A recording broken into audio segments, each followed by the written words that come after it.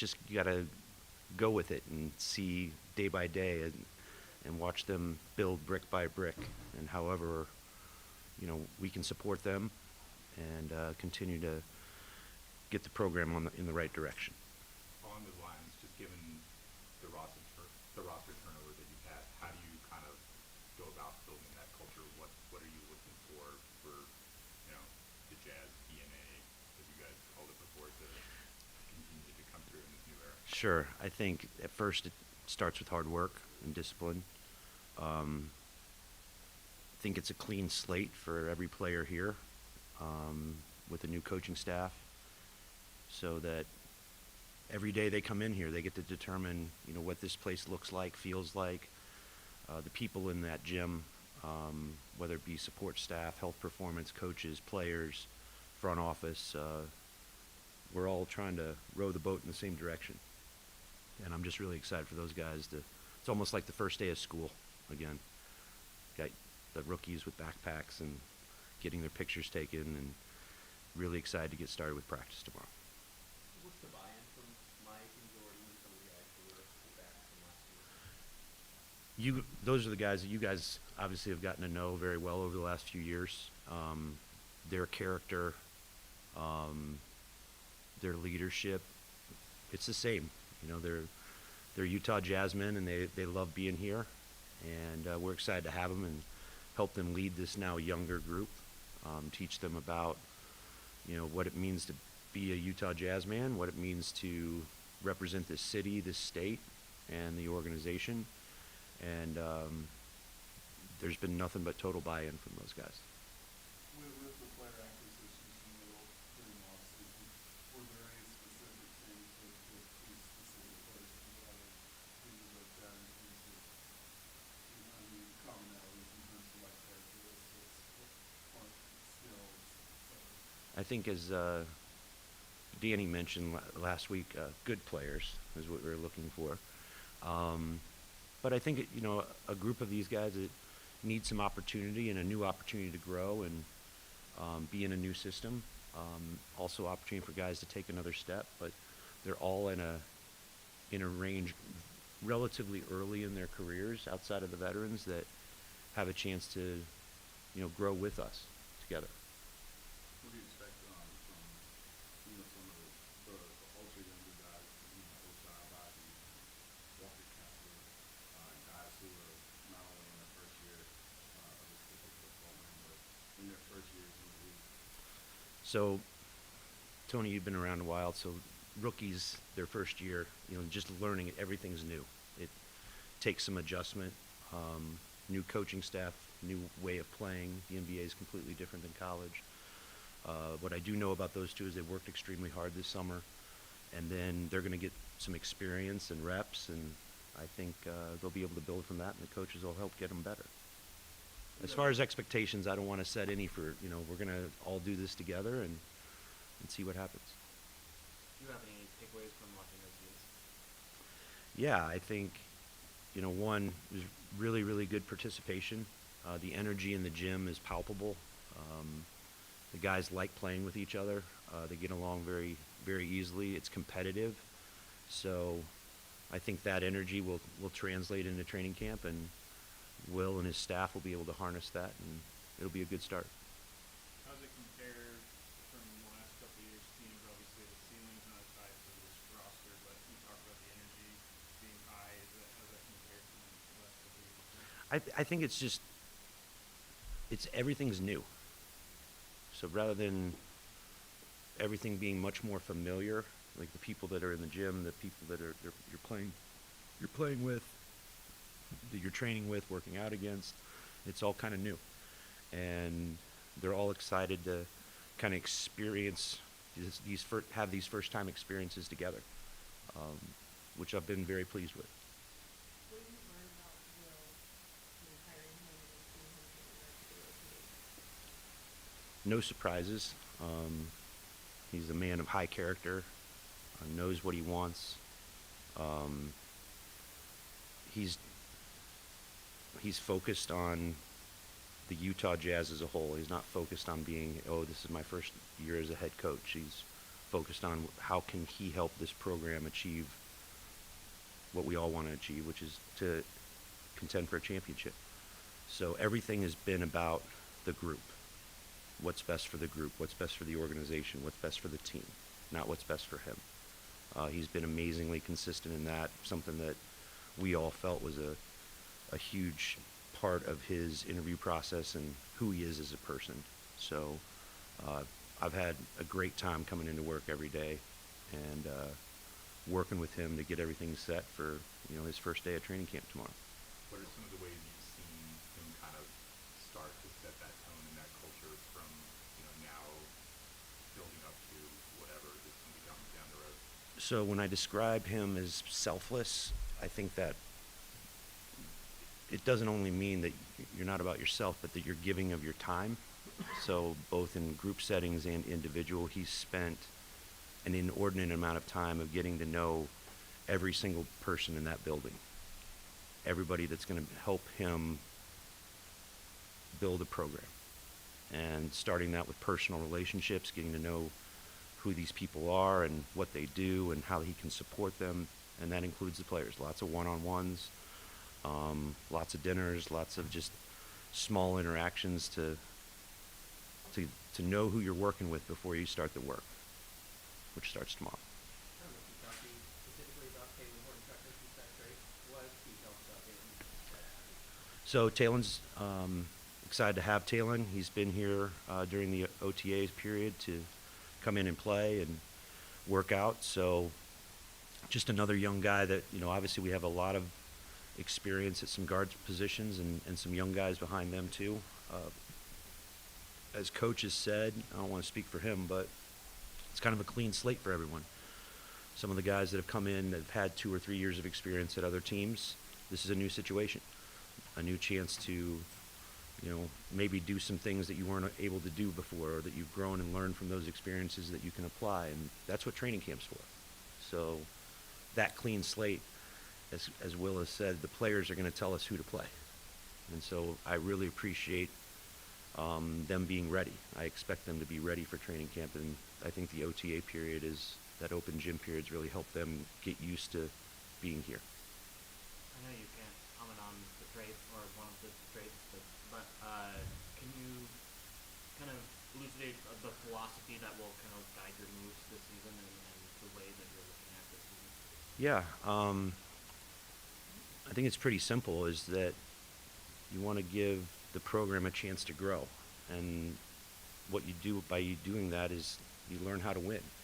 So the players that are on the roster, I think there's some assumptions out there of something that is like our veterans, they're here, they're in shape, they're ready to play, they're going to play. We're going to try and win every single game from jump. So any other projections about the season, like it's a new experience. Like I said, we're going to grow together, and we'll see where that journey takes us. But I'm really excited to see these young guys grow, have our veterans mentor them, and really feel the competitive, hungry, hard-working team. I know to some degree this is Will's decision, but how do you weigh playing those veterans and giving them the playing time that they've earned in their careers versus the young guys and their playing time and developing those? Yeah, I mean, look, you guys know how long these seasons can be. So what happens in game 1 versus game 15, there's going to be multiple opportunities, and guys need to go and earn those opportunities. So I think veterans will teach those guys how to do that, and there'll be opportunities for these younger guys to take advantage of those opportunities and do well. But it's on them. As Coach said, he's like, the players will tell me who to play. Will the players also tell you who to keep around given the math problem that you have? I mean, it is kind of unusual to have this many guaranteed contracts coming in. Sure. So that's the other part about training camp. It's, when I say it's a clean slate, these guys all have opportunities. Obviously, we do have some decisions to make, given NBA rules, whatever it is, October 15th, October 16th. So I expect a very competitive camp. So I think you mentioned on Friday that this has been a very long off season, Yes. and obviously this is what Andy just said, that there's more to come. This is not really over. There's obviously 5 months more than the regular season starts. So I just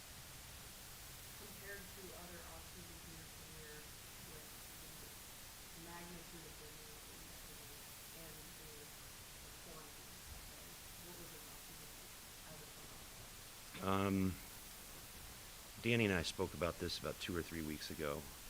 I don't want to speak for him, but even his long, absolutely Hall of Fame distinguished career, this is the craziest and longest off season he's ever had, and certainly is for me. So if I had to describe it in one word, I would call it never ending off season.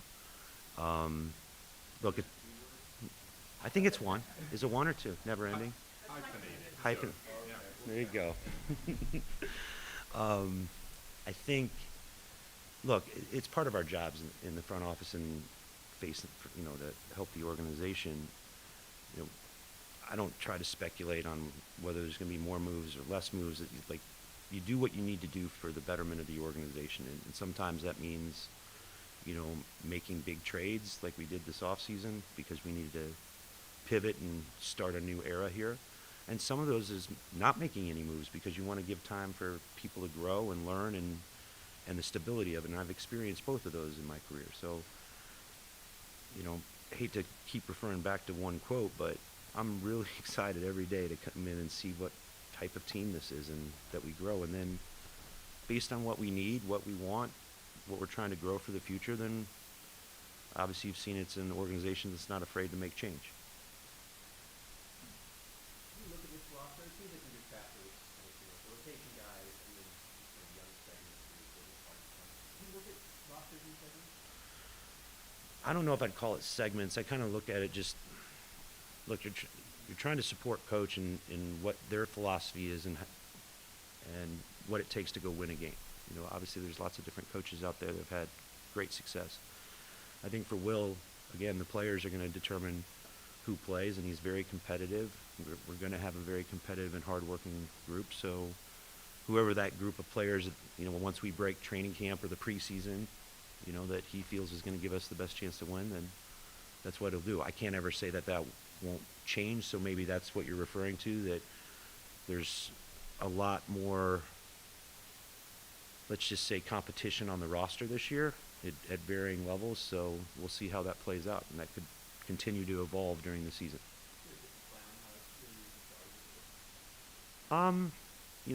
The last 2 or 3 years have been really challenging with COVID, and the reduced travel parties and reduced scheduling with the Stars. So the Stars are a big part of what we do here, and it's a huge part of our development program. Will's a big believer in it, has had his hands all over the staff as well.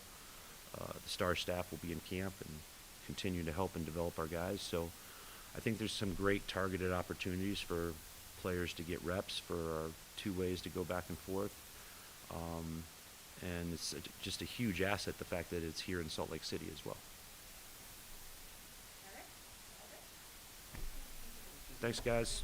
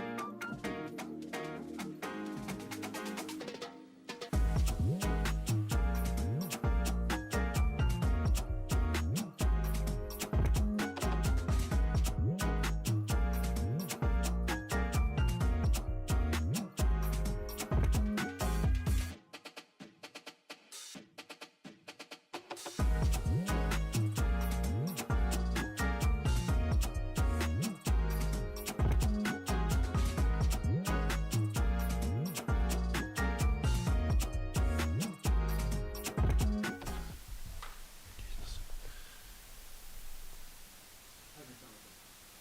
Summer's been great. Last 2 months has been a whirlwind in some ways, but has been really exciting to start to get to know the team, the city, get my family moved out here. It's been awesome. I feel far more settled now than I did 2 months ago. Ready to get to work.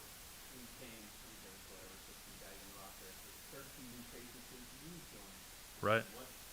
What's that been like for you, knowing that this is kind of a totally different roster for you? Yeah, it's exciting.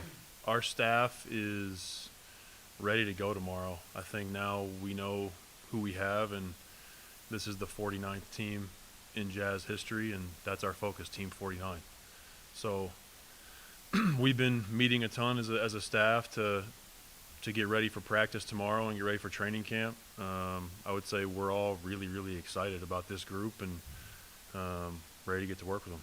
Given What are your impressions of these new guys just continue working themselves?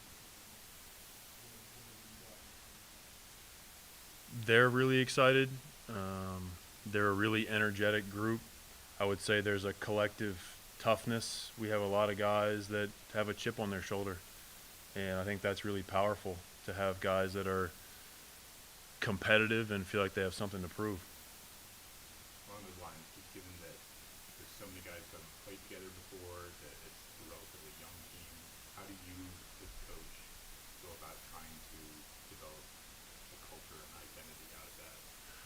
I think first we need to practice hard. They need to work and train hard together. I think that helps to build some camaraderie. I think secondly, structuring how we play and helping them understand that this is a team and that not one of them can try to shoulder the load and save us. They're going to have to rely on each other, and that's going to start at training camp, because you're right, they haven't played together. So that's on me to structure how we play and practice, so that they start to understand each other better. How did your season preparation change as all these moves continued to happen? Yeah, you just take it as it comes. When things change, and so it's our responsibility to adapt and be flexible. I need to be flexible in my leadership, and again, focus on who's here and what we have, and that's Team 49. That's what we're focused on. Are there things that, like, since probably the head start, meaning like that was kind of the crazy day, you said it hadn't really come to you yet. Like, since that day, have there been things that have surprised you, like whether it's responsibilities or nuances of kind of the day-to-day stuff, you're like, oh yeah, this is on me. I don't know if there's been any one thing. I think I'm definitely more aware now that every day is sort of a moving target. You have a plan in your head for the next day, and then as things unfold during a day, you have to be flexible and ready to adapt, which is sometimes a little bit different than being an assistant. Assistant coaches have roles and responsibilities that they have to do every day, and it's my job to be flexible and adapt to whatever comes that day. You mentioned when you were being introduced that you hadn't really kind of decided on an offensive style of play that you wanted to get to because you just didn't know what players you have. Now you know what players you have. Yeah. How do you want to play? I'd like to play a little bit up tempo, for sure, with this group. And again, I would like for us to play a style where everybody's involved. I don't think that it would be productive for us to have one player dominate the ball with this group. If there's one thing that you can pinpoint that you want to implement, I decided before that you want to get down this week. I know you can't get everything down this week. Is there something, or is it just kind of, you just kind of want to kind of take it as it comes? This week, the biggest focus is going to be, defending as a group. I think everybody is going to have to up their effort, their physicality, their commitment to the defensive end of the floor for us to be good. I have to ask, given what happened last week in Boston, that Emmanuel did well. What did you know when, and kind of what's been your perspective on how that's unfolded over there? Yeah, I have a lot of love for the Celtics organization. There's a lot of people there that I care very deeply about, and they're in my thoughts. But I hope you guys can respect that I'm not going to comment on anything that's not about the Utah Jazz. Quinn has pretty unique terminology for a lot of his stuff. This has been a lot of media because you came from San Antonio, you kind of have some similar size in age, well, from San Antonio. Is it carryover there, or is it a big change for this team today? There will be some carryover. Coaches, we sort of speak four languages sometimes. There's a lot of different terms for the same actions, and so that's been a huge part of our preparation for camp, is getting the staff on the same page as far as terminology. Some stuff will be familiar, some stuff will be new, some stuff is from places I've been, some stuff is from places that the assistants have a comfort level. So it's really a blending of all that, so that we're all saying the same thing to the players day one. Does that usually pick up the first game you guys this offseason? Everyone's kind of new to it. Yeah, I think that will probably make it a little bit easier for them to all get on the same page, because there's not as much residual terminology. How do you weigh playing time for the veterans that have kind of earned that over the course of their careers versus younger guys who kind of need that chance to develop? Yeah, I don't know yet. I think training camp's going to tell us a lot about our team. I think that's one of the reasons why I'm most excited about this training camp, is because we have a lot of capable players, and we'll see how they perform. Have you been able to lean on some of your assistant coaches for being a new head coach? Is it new things that, as Sarah mentioned, you're maybe not used to doing? Or being able to lean on guys like Kyle Stanton, who's been a long time assistant coach, and others? Yeah, I need our staff, and they're highly qualified. I'm really excited about the group that we put together here, and I'm leaning on them every day. They all have, again, a lot of experience, a lot of basketball knowledge, a lot of, coaching knowledge, and I need them to help. So I'm leaning on them. I'm trying to delegate with them, and again, we have a system in place now, and looking forward to getting going tomorrow. Kind of relatedly, what's Jeff Hornacek's role like? Jeff's going to be a consultant for us. He's somebody that I'll speak to often, and will help myself and the staff with everything. Yeah, this has been, for the fan base, it's been emotional offseason. Right. They've had good players over there, too, the Jazz for a long time. Donovan Mitchell was a big part of what the Jazz were. And so there are a lot of fans that at this point are kind of, what is that like? Mm-hmm. Or what's your history? This team is going to be representative of this organization, and it's going to be something that's reflective of the fan base. We will be tough. We will play with passion. It will be a team. That's my pitch. Can you predict an identity of a roster before you kind of get them on the floor together? I think there's nuances that you won't know until they're on the court together in terms of maybe who's the leader, different things that happen throughout a game. But I think we have enough guys on this team that we know enough about that I think we know what they're capable of. Were there any? You've got three guys versus a team that didn't get before. Is that easier or better for you, or is that turnaround when you're the head coach and you've got guys who, less guys that done it before with this organization and more new guys? Yeah, I don't really think of it as better or harder. I think it just is. We have a lot of new faces, and I'm new here, but it's our job to get to know each other. I think every team, has a different identity year to year, and so it's our job to all get on the same page in training camp and make this team the best it can be.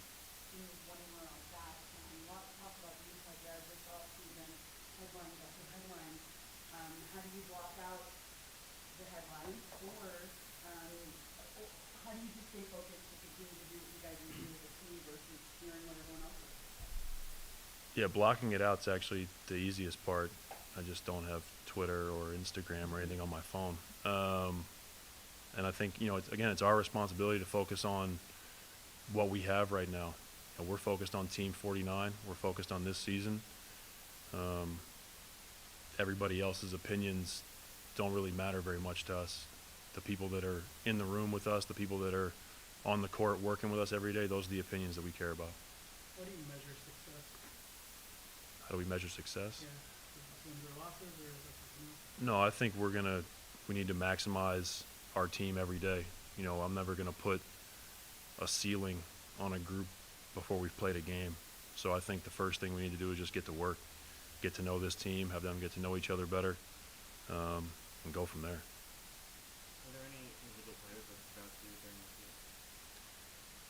during this year? Open gym was a lot of fun because there was such a great energy in the gym. It was really competitive. I think there wasn't one player that stood out above everybody else. I think everybody had their moments in camp, in open gym, and that's what's going to make training camp so fun. Like I said, this is a really energetic group of guys, and they're ready to get going tomorrow. What are the challenges specific to having a team this young? I think there's the ability to sort of ride the emotional roller coaster of a season. Wins, losses, good games, bad games. I think the guys that are later in their career generally have more of a long view understanding of an NBA season. And so it'll be our job to help the younger players through those tough moments. People have to understand that That's a good question. I guess, yeah, technically I guess I still have Twitter, but I don't have Twitter on my phone. Do you have any steadfast line in the sand rules for the team, or identity-wise for the group? Yeah, I want a team that competes. I want a team that cares about winning. I understand that there are individual aspects to playing at this level, but I want people that are solely focused on winning basketball games for the Utah Jazz. Do you have any moments where you kind of, expected at some point, hey, if I'm a head coach, this is how I want it to work, and then you realize, there's a reason nobody does it that way. You can't do this. Have you had any of those moments yet? Not yet. I'm sure there will be some. But no, nothing yet where I've been blindsided. What are the initial things that you look to work on as training camp gets underway? The first thing is we need to get in great shape. If we're going to be a tough team, if we're going to be a really hard-playing team, we have to get in really, really good shape, and that's going to be our main focus at training camp.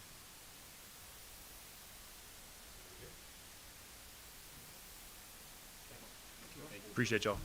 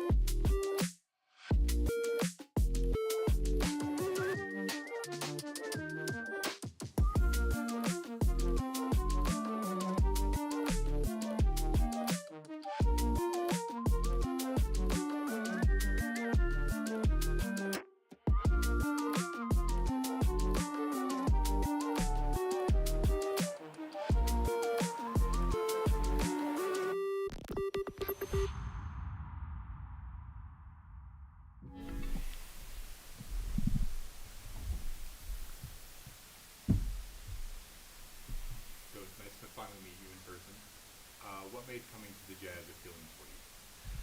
All right. Yeah, I'm really excited to be here. I'm really happy.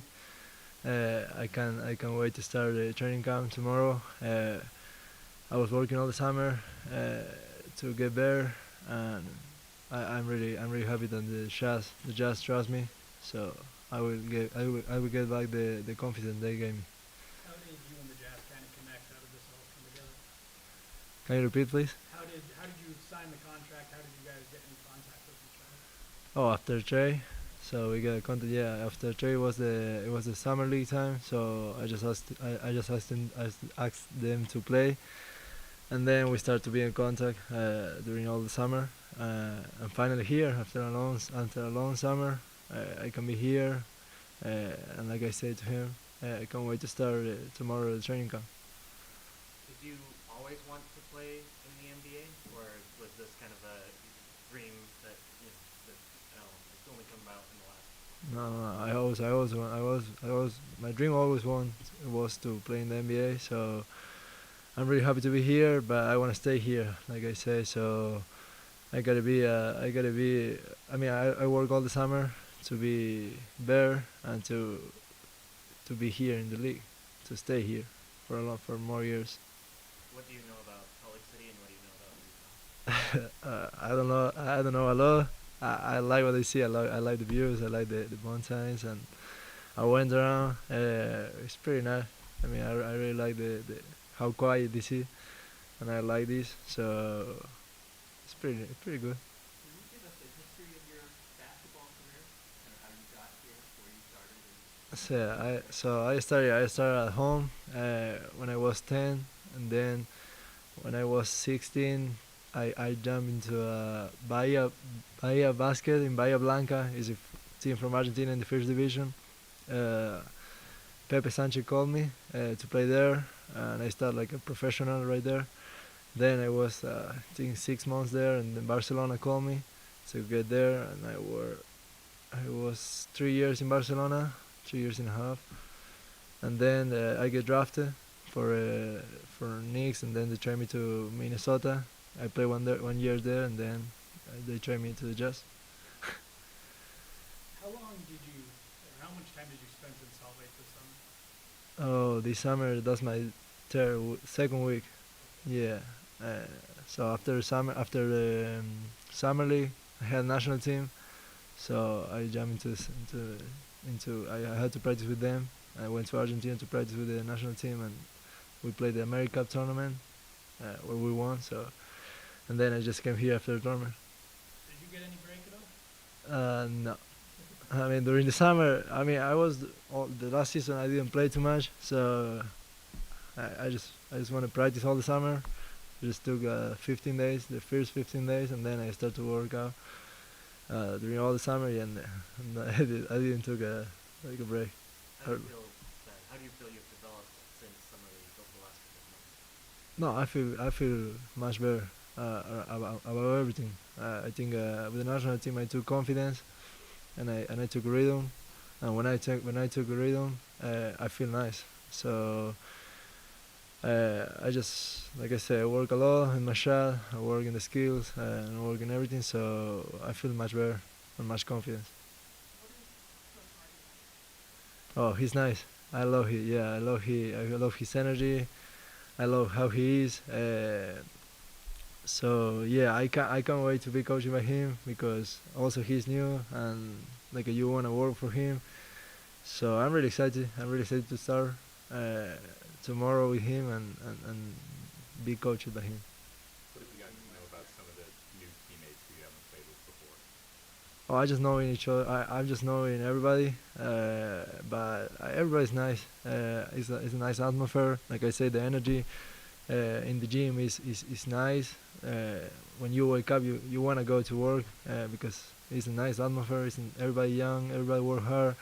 So I love this energy, and I love how they do it. I'm really happy to be here. in the game last year, Boston Plaza was here, and huge ovation from some of the Argentine fans at the Wings. Do you know if there's much of a Argentine population here at all? Like, hey, do you have any idea? I mean, I saw it, but I don't have idea. Yeah, maybe during the year and during the season I will know somebody. But yeah, I know that during the winter a lot of Argentina people is coming here, so it can be nice. Is it like that in every city as far as like the big Argentine following? No, I think here because some ski in the Park City. Some ski, I don't know. Some they came to ski here, so I think so. I don't really know, but I think so. Seems like the one criticism of your game up to this point has been whether or not you can get the shooting going at an NBA level. How, I guess, you talked about how you spent the whole summer working. What's kind of been the process like in terms of getting that improved? So yeah, I start to work with the shooting coach. So I was all the summer trying to not change my shot, but change some things from my shot.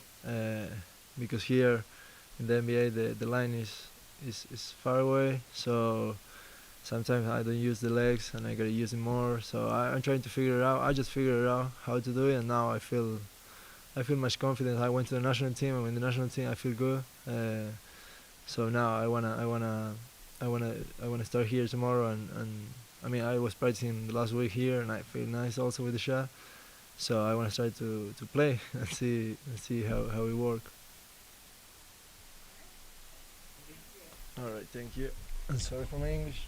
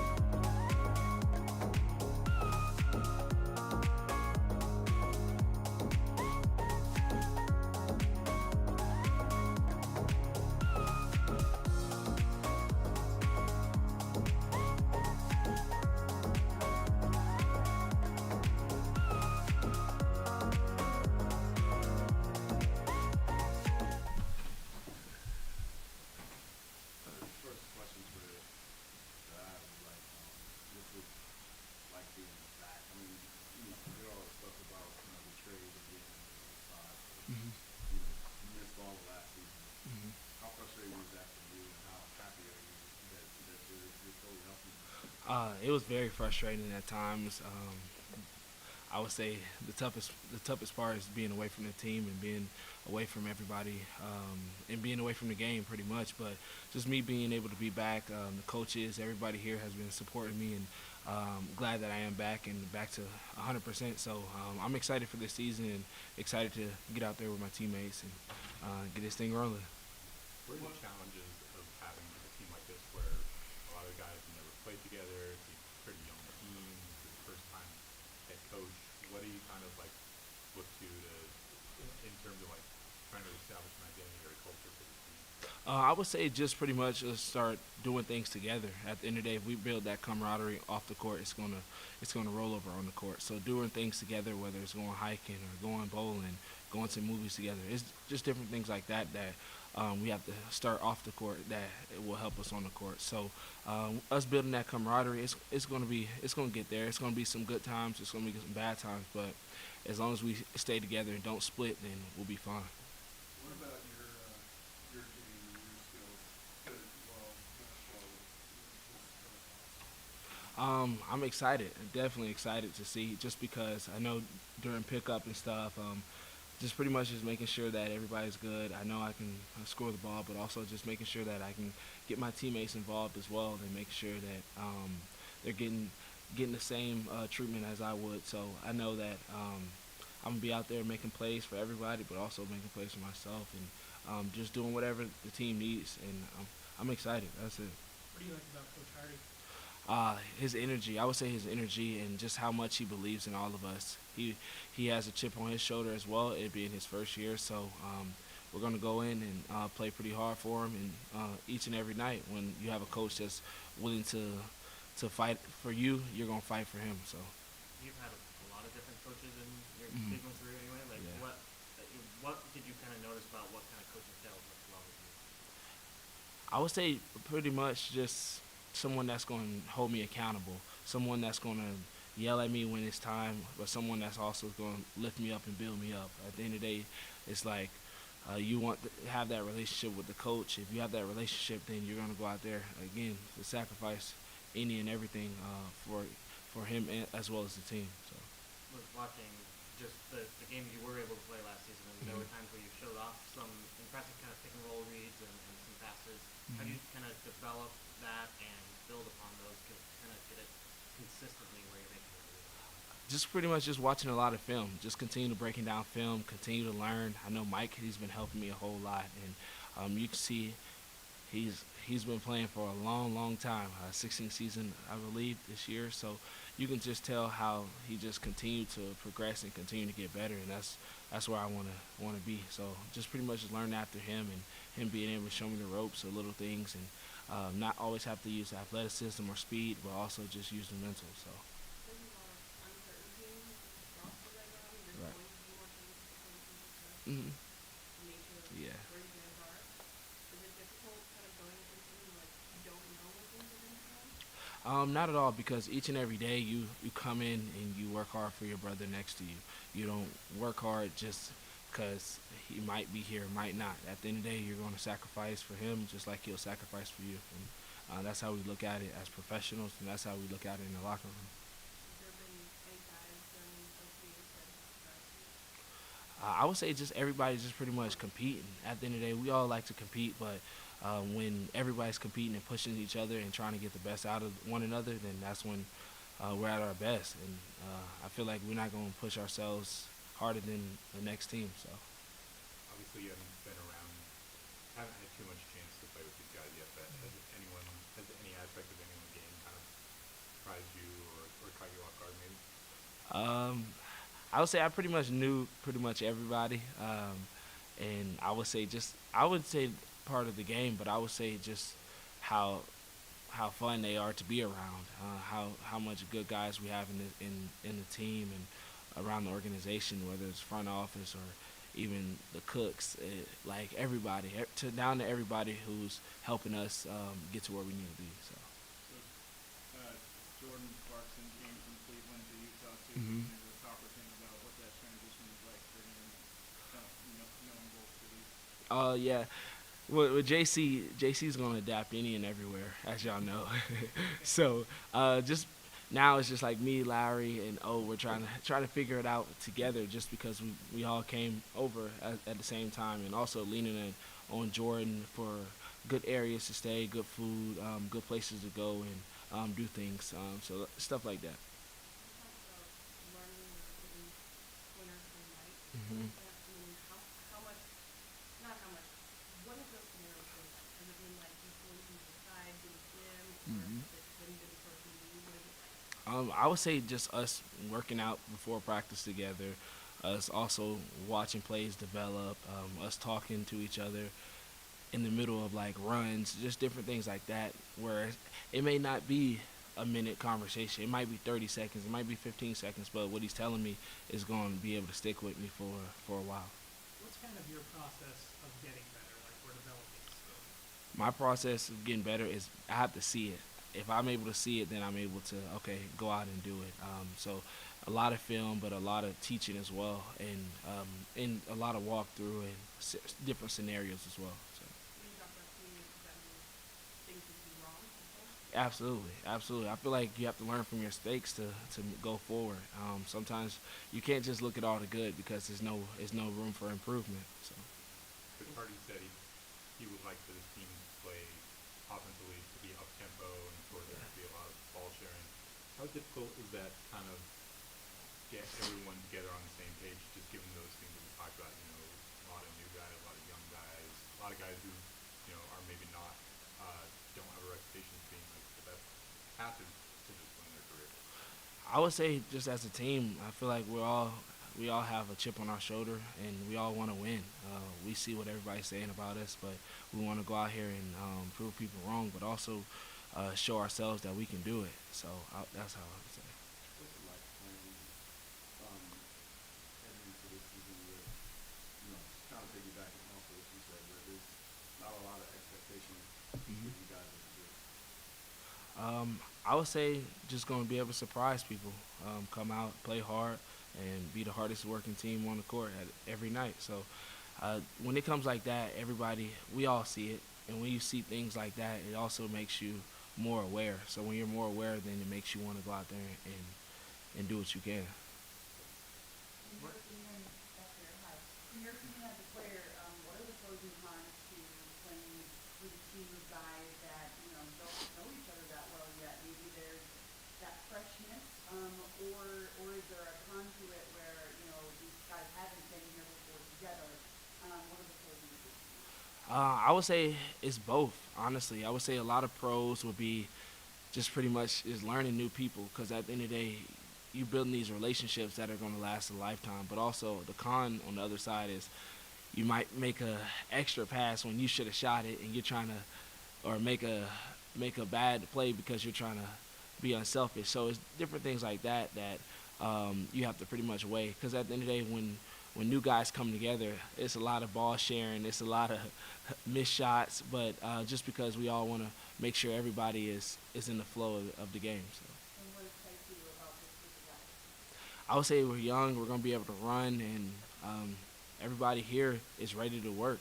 I feel like we try to beat each other into the gym and see who's going to be the first one in the gym every morning, or who's going to be able to knock down more shots today in the run. So we're all pretty much competitive, but we all work really hard. So Who's the first one to jump? it just depends. Honestly, it just depends on the day. Just because a lot of us been coming in and out and flying back and forth, but I would say when everybody is in the gym, everybody's working. Who's the best shooter thus far? Honestly, I'm gonna put myself up against anybody, so that's what I'm gonna say. What is your number one goal for the season? Have fun. At the end of the day, we all do this thing where we work really hard and forget to have fun. And at the end of the day, if we're having fun, I feel like we're all at our best, and we're having fun. We're really good. So All right, great. appreciate it. Thank you.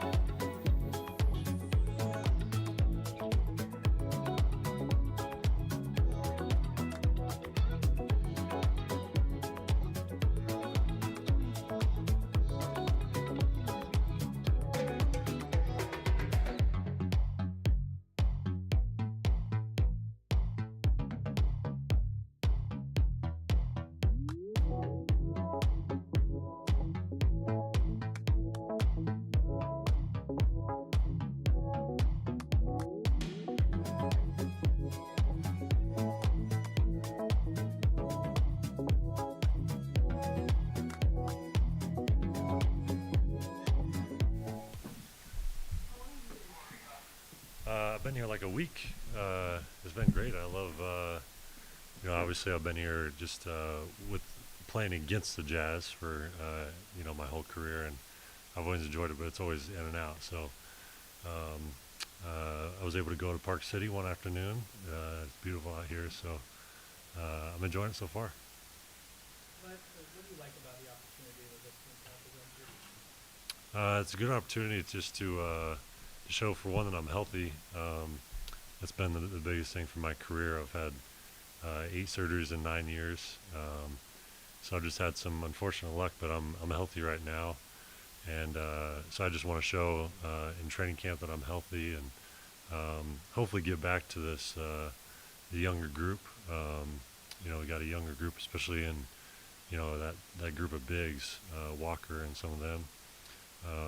I was fortunate because I had a lot of good veteran guys when I was coming into the league that really helped kind of set the foundation for my career, and so I want to give back to them as well and hopefully help them along. Just to elaborate on that, how does that work? What kind of role or impact can a veteran in a position like yourself have on a team such as this, for all new guys, all young guys? Yeah, it's tough coming into this league, kind of finding your groove. It's a long season, so just the small details was the biggest thing I had to learn coming out. Is there's stuff you get away with in college because you're bigger, faster, stronger, but in this league there's no room for error. So really the small details are things that those young guys will have to learn. So hopefully I can help them out, just little things I see, whether it's in training camp or in film or whatever else. So hopefully I can help them along.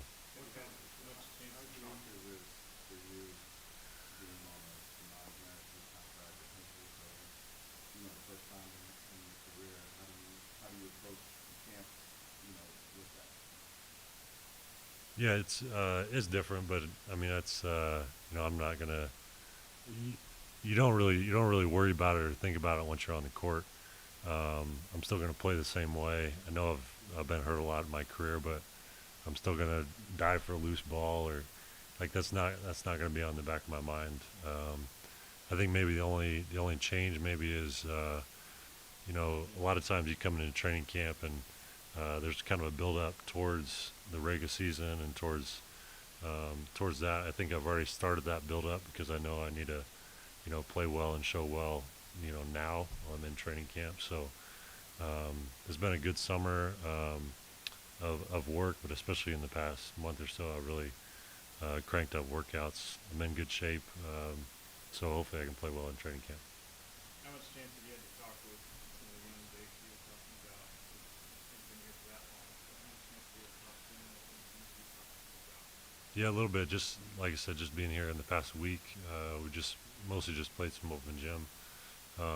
So hopefully, you can kind of already pick up on things, either, things that I can notice that they, need help with, or room for growth that I can help them out with. But mostly, hopefully they can see how I work and how I carry myself, and like I said, I learned that from the veteran guys that I was around when I was younger. So more than anything, just watching how they worked was huge for me. He's great. He hasn't done much on the court coaching, but he's obviously younger. He connects with the guys really well. Super energetic, and I think he's going to be a great fit here. What's it like having a coach who's almost the same age that you are? Yeah, I think it's great. I think sometimes there can be a little disconnect because there's such a big age difference, or things aren't the same as 30 or 40 years difference in age. But it's obvious that coach can connect with the players really well, and I think it's gonna be great. When you look at this season, and you look at the lack of expectations for the past, how can you help the group on and off the floor, especially for some of the things that you do well on the floor, rebounding, defense, things like that, enhance the team in the locker room as well. Yeah, I think it's such a long season, regardless of whether you're winning or losing or anything else, but it's important to play the right way. And I think this is just setting the foundation for what the organization will be in the next couple of years.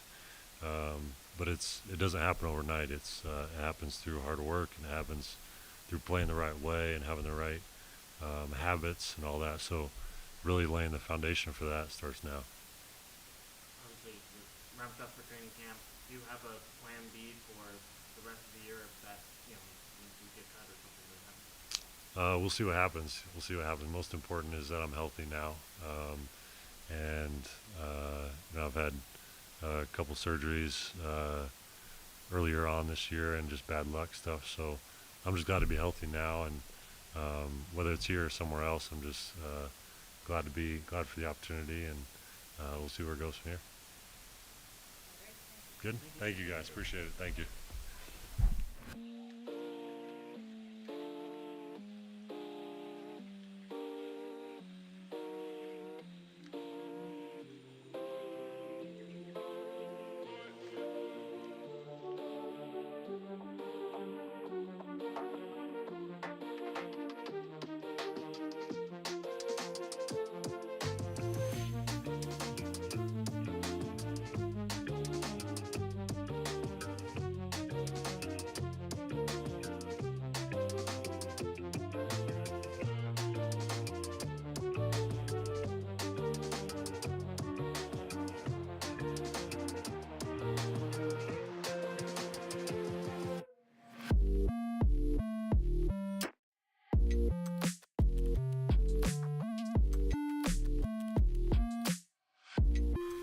Yep, been a little bit. How long have you been in Utah for? Consecutive time, like this is like a month out here. I've been out here just settled in and training, spent time in the facility, so it's been great. What has that been like to kind of get a chance to play against NBA guys like Colin and Mike and just all these NBA level players consistently in the last one? Yeah, it's awesome. Adjusting to playing at the NBA level, it's like so rewarding just because the margin of error, it shrinks so much, so you just get sharper every day and just grow every day as you just adjust to that and get to compete at that level. Like, it makes it, to me, that much more fun. You're somewhat familiar with the city because you play in the Pac-12, so you've been here to play. Yeah, I've been here a couple times, but I've never really spent time here until coming out here this summer, and it's been an amazing summer. It's beautiful. So, when you came here to play against the youth for this Yeah. summer, did you ever think, did you ever stop and think, hey, well, if I end up with the Jazz, that's something that is that a place where you're like, yeah, I feel like I could play here? Is that something you thought about as you traveled in college? Yeah, and to be honest, in college, I was always just there in college. I didn't really, like, obviously you think about playing the NBA, but never think about where I would land. But when I did land, well, before the draft, like, I was a big fan of Utah after coming out here for my pre-draft visit, meeting everybody and spending time kind of in the organization and facility. And then when I landed in Utah, I was like super excited about it, kind of because of that during the pre-draft process, getting to experience the city and the organization. So yeah, no, I was excited to land here, but I can't say in college I wasn't thinking about anything. What have your early impressions of Will Hardy been? I'm just excitement to learn, get better. He has a lot of great experience, and talking with him too, just feeling like a lot of opportunity to learn from him, for sure.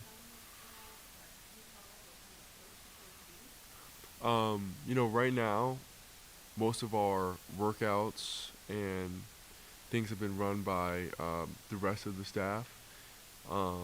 Just kind of been building relationships up to this point, but tomorrow's the first day, and we're all excited to get to work. What do you want to get out of your rookie season, knowing that you're probably going to be seesawing a little bit between here and the stars and kind of acclimating to the league? Yeah. I guess yeah, the things that I look forward to this year is just contributing in my fullest capacity and giving the most that I can, every day, giving to the craft, giving to the team, giving to the winning effort. Like that just builds you as a player, builds your character. So just growing every day is honestly how I look at it, like day by day. And then the rest, kind of works itself out. Which players have you gotten to kind of hang out with, get to know a little bit, learn from, learn about? Yeah, got to spend a little bit of time with everybody, really, and it's been a great atmosphere, great energy in the gym, great group of guys. So it's been a lot of fun. Last couple of days, me and my buddy Leo Balmero have been hanging out. He likes to we both like to get in the gym and just play one-on-one and whatnot. So we've been kicking it the last few days, but spend time with everybody. And we got some great veterans, so learning from these guys, just talking, picking their brains, and just hanging out is surreal. Like, now you're in the NBA and playing with fellow, NBA players.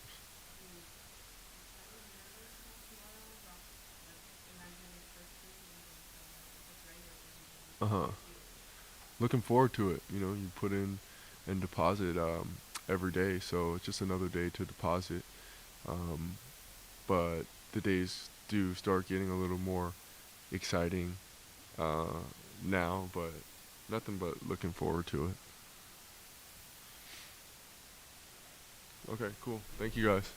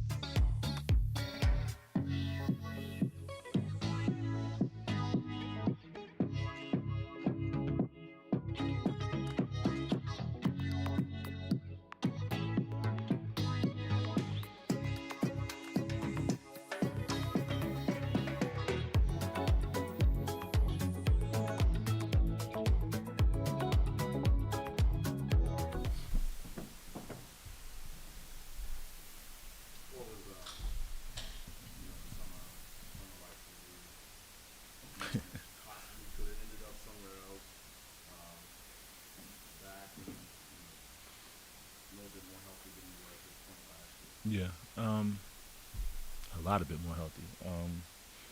I was just focused on me and what I can do to get better. Obviously, end of the year last year, not like I wanted it to, but you know, that just motivated me to go to the gym and get back to the basics, and that's what I did for the majority of the summer. And yeah, here we are. Is there any excitement of helping mentor some of these younger guys? Yeah, I mean, it's exciting, to get to see, the new guys and what they can do, what they can contribute, and also, a chance for me to be, a better leader and be more vocal and help these guys out.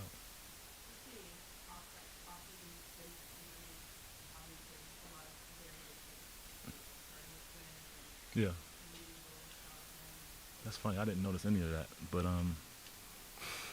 nah, it's I've been around the league for a long time.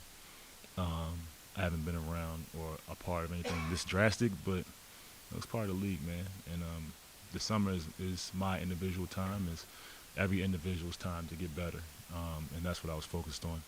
I don't know what this season's going to have. I don't know how it's going to turn out, but I can control myself and how I come into camp and if I'm ready or not, and also I can control what I say to these young guys. So I just try to do what I can. Yeah. hmm Yeah, it is very new, but it's just something that I can say I've been through and something I can help somebody else with in the future. So it's nothing. We at the end of the day, we're all individual athletes that come together and make a team. So we have to do what we have to do personally to make this team better. And I don't know the fate, like I said before, but while we're here, we're going to work. With the benefit of a few months in between, how do you wrap up what happened last season?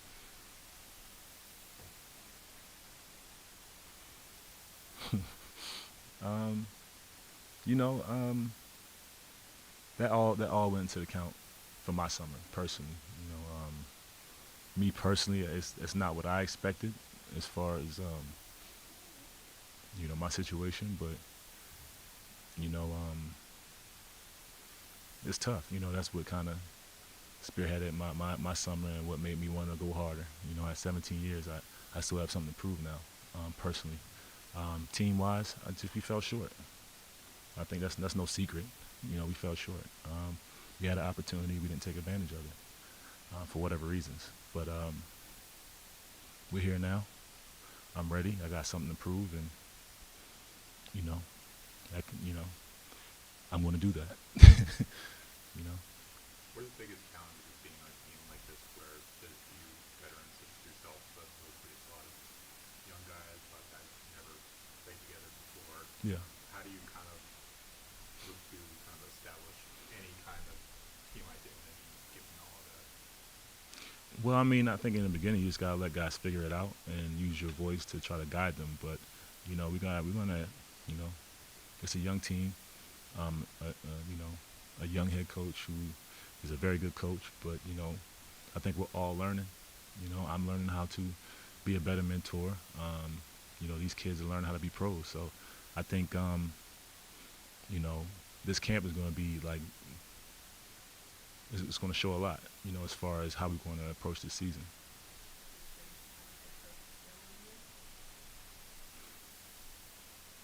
Yes. Yes. I came in this league the young guys, so now, being the old guys, it's kind of weird. But I had Will in San Antonio, and I know how the type of person he is. I know, what kind of coach he can be. And, I'm happy for him, one. But two, you get motivated to play for guys like that.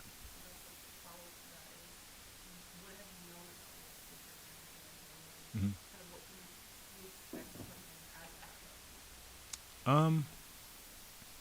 He's a guy that that knows his stuff. Obviously, he's here. He's won everywhere he's been. In San Antonio, you learn under arguably the best coach ever. And he's spent a lot of time there. In Boston, they won. He's well groomed. You know what I'm saying? But he's still a young coach, and you can't expect not to have these kind of blunders, especially with the team we have now. But I think he's motivated to win, and I think we all are. It's just, can we get everybody on the same page? You know. Is there any expectation for this team coming up to you in terms of your role within the rotation, your role on the floor? Have those conversations? For me? Yeah, for you. Have those conversations not? Oh, I want to play. I mean, you know, imagine you coming into this room and not being able to ask questions. That's how I felt last year. So I came here to play, and I want to play. I have more to give. Like I said, I'm motivated.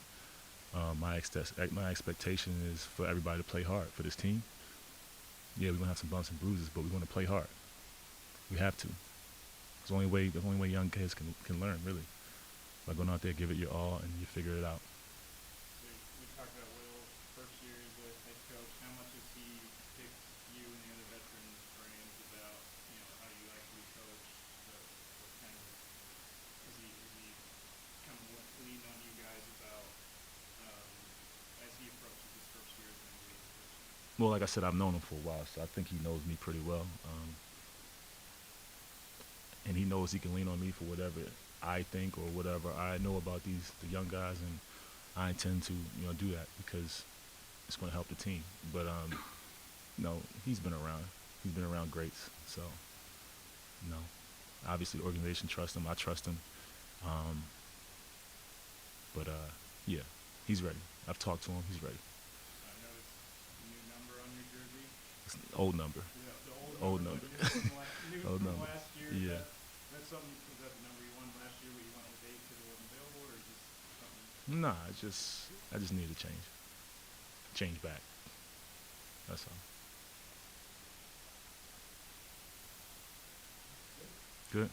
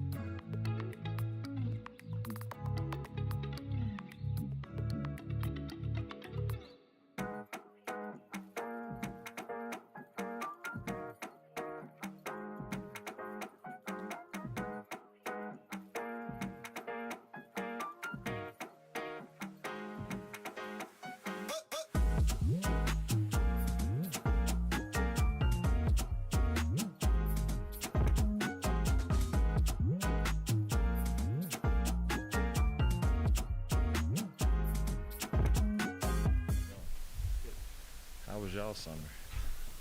How was yours? Great. Actually, how was your summer? Just as kind of the news constantly came about Royce first, and then Rudy and Donovan. What was it like going through all of that? Man, it was a roller coaster, honestly. It was just a lot of unknown. You didn't know who was staying, who was going. You know, when Rudy got traded, obviously, and Royce, one of the first two, you thought maybe that'll be it, and then we go from there. And then once Don got traded, it was like the floodgates started opening up. We're like, oh, you know, now all of us are like up in the air, and we don't really know what's going on. So just tried not to think too much about it. Tried to just concentrate on work and family, and you know, it'll all take care of itself, kind of thing. So. Do you feel like your status is still up in the air when it comes to this team? You know, at this point, you know, I'm trying to just concentrate on being all in and not worrying about it as much. If I figured if I was to have been traded, it would have already happened at this point. So I'm just going into the season ready for another year. Whatever happens after that happens, but just locked in and ready to go. Do you feel like you have something this deep into your career? Oh yeah, you know, I think last year, particularly just a portion of the year was I didn't play to my standard or what I felt my team needed from me, but I think this is an opportunity to kind of just go out and show what I'm still capable of doing, and that we went through a lot as a team last year. We went through a lot with our personnel, guys in and out of lineup, guys finding themselves within our team. So I can easily take back seats when that happens. So I'm excited to just get out there and play and compete and show what I'm able to do. With so many guys on the roster, so many young kids,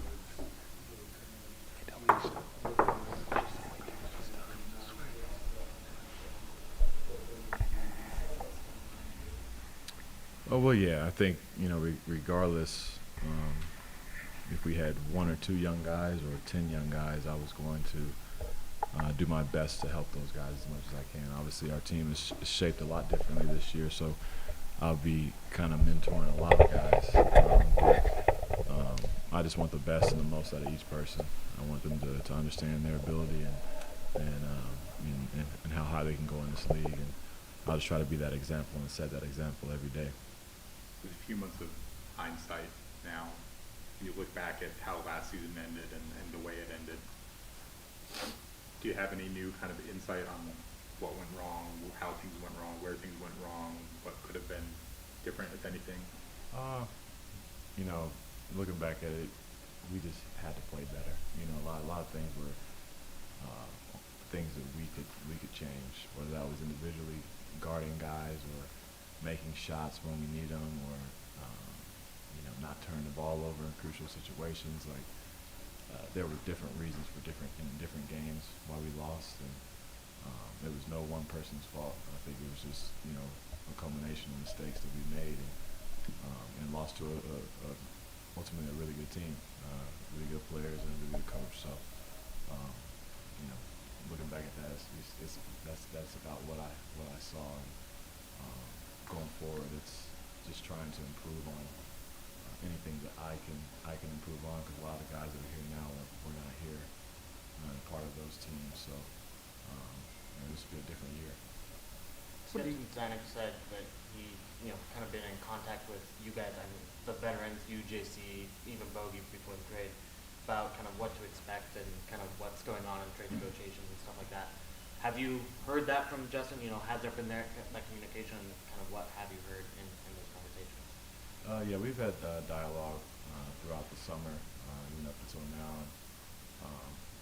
It wasn't like every day or anything. It'd be sprinkling here or there every few weeks or so, but just keeping us up to date on it. If there's any traction on stuff or what they're,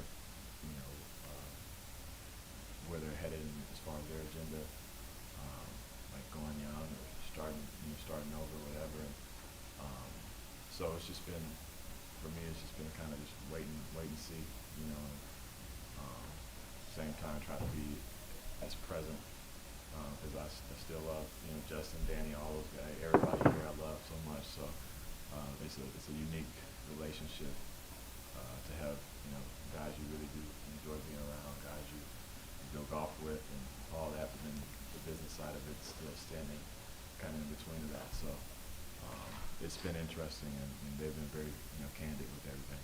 Is that tough with, telling your wife that, do you tell your kids that, hey, you don't know what to expect this school year, how does that unfold?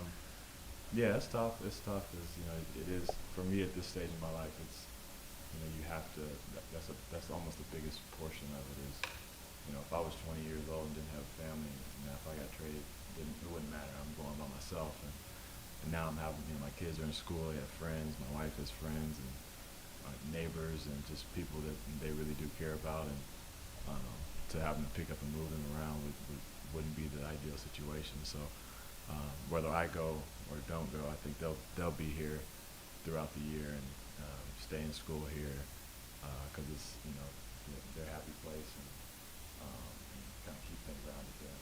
I guess along those lines, is it then your preference to kind of staying here with this team even as it's constructed, or how do you weigh that against being where you are in your career and maybe like having a chance to be traded to a team that's closer to contending for that championship that everyone wants to win? Right, and that's the battle I was just talking about. It's like I want to win. Obviously, I signed here to compete, have a chance to win a championship.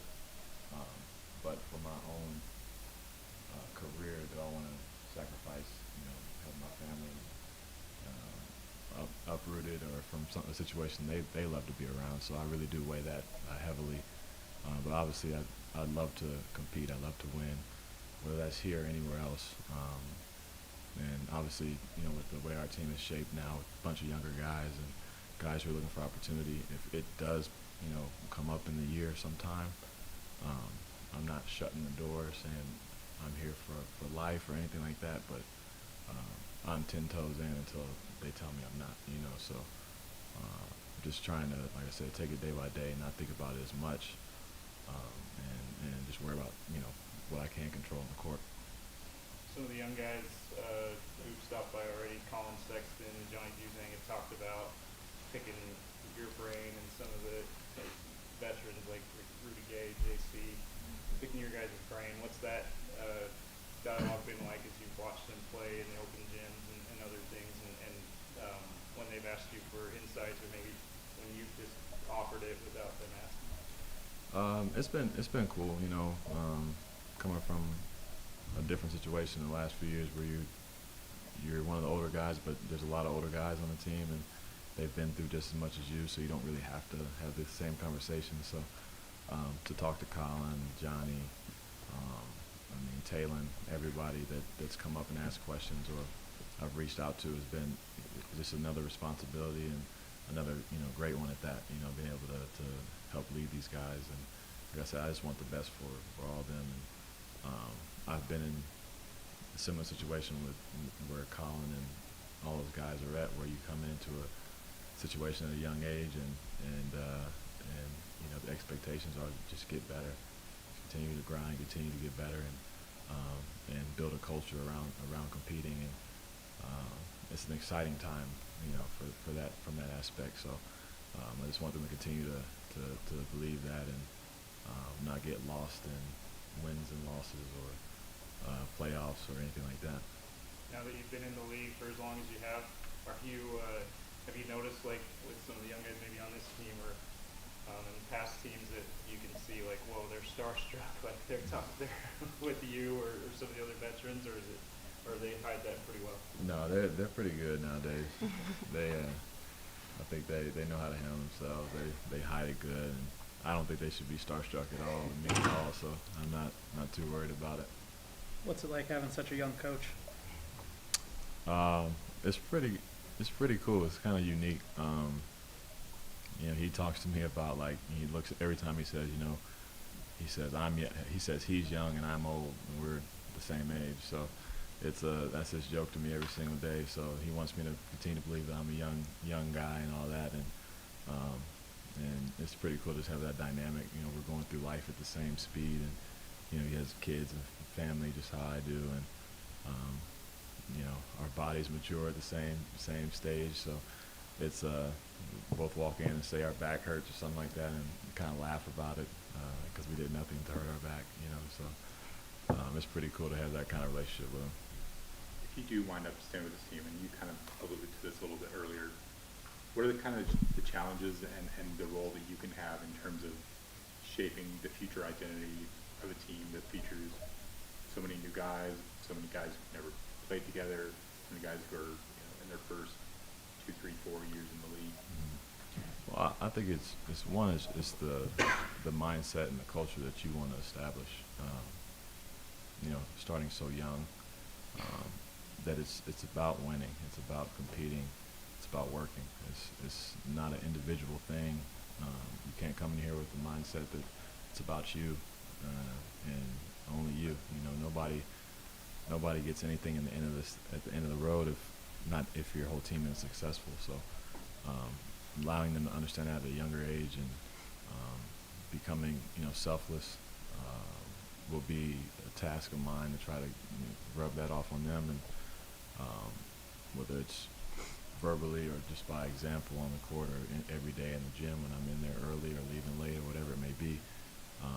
Attention to detail is just stuff that'll help them grow as men and as basketball players quicker, and not to think of this thing as a rebuild, but just retooling, and eventually you'll be right back where you need to be, kind of deal. All right, good. Thank you. Who was the best golfer between you and Danny and Ryan? Ryan's won up until this last week. I think I might have eclipsed Danny. He didn't play too well. He won't tell you that though. Thanks, Mike.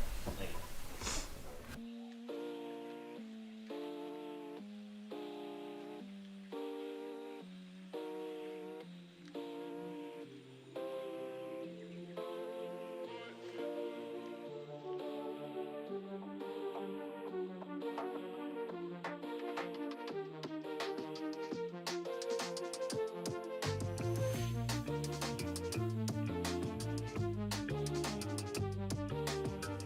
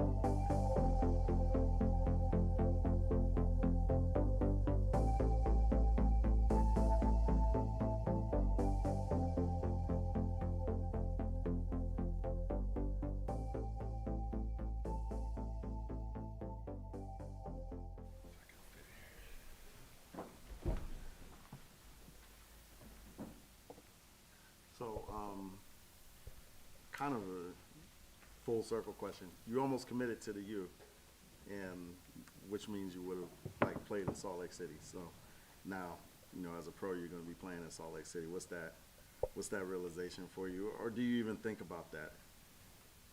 Yeah, I mean, I almost committed here, yeah.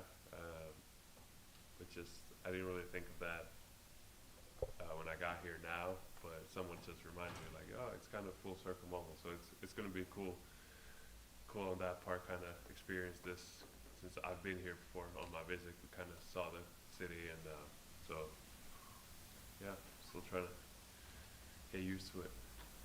What was your reaction to the trade when you found out? First it was just shock, because I wasn't expecting anything like that to happen, and I was getting ready we had our first Eurobasket game the next morning, so we were just relaxing at the hotel with teammates and just getting ready for the game, and when the trade happened, so it was just shock, but I mean, it took me a little while to just get it over it, and just kind of turn my head to playing in Salt Lake City. In the few days that you've been out here, who have you kind of gotten to know or talked to on the team?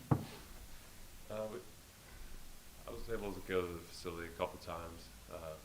We went out there to play some soccer on the field, so I've been able to hang around a little bit with teammates, but not too much yet. So I'm looking forward to getting to know them even better, and the coaching staff and everybody. So we're going to be spending a lot of time together, so I'm not going to be worried about that.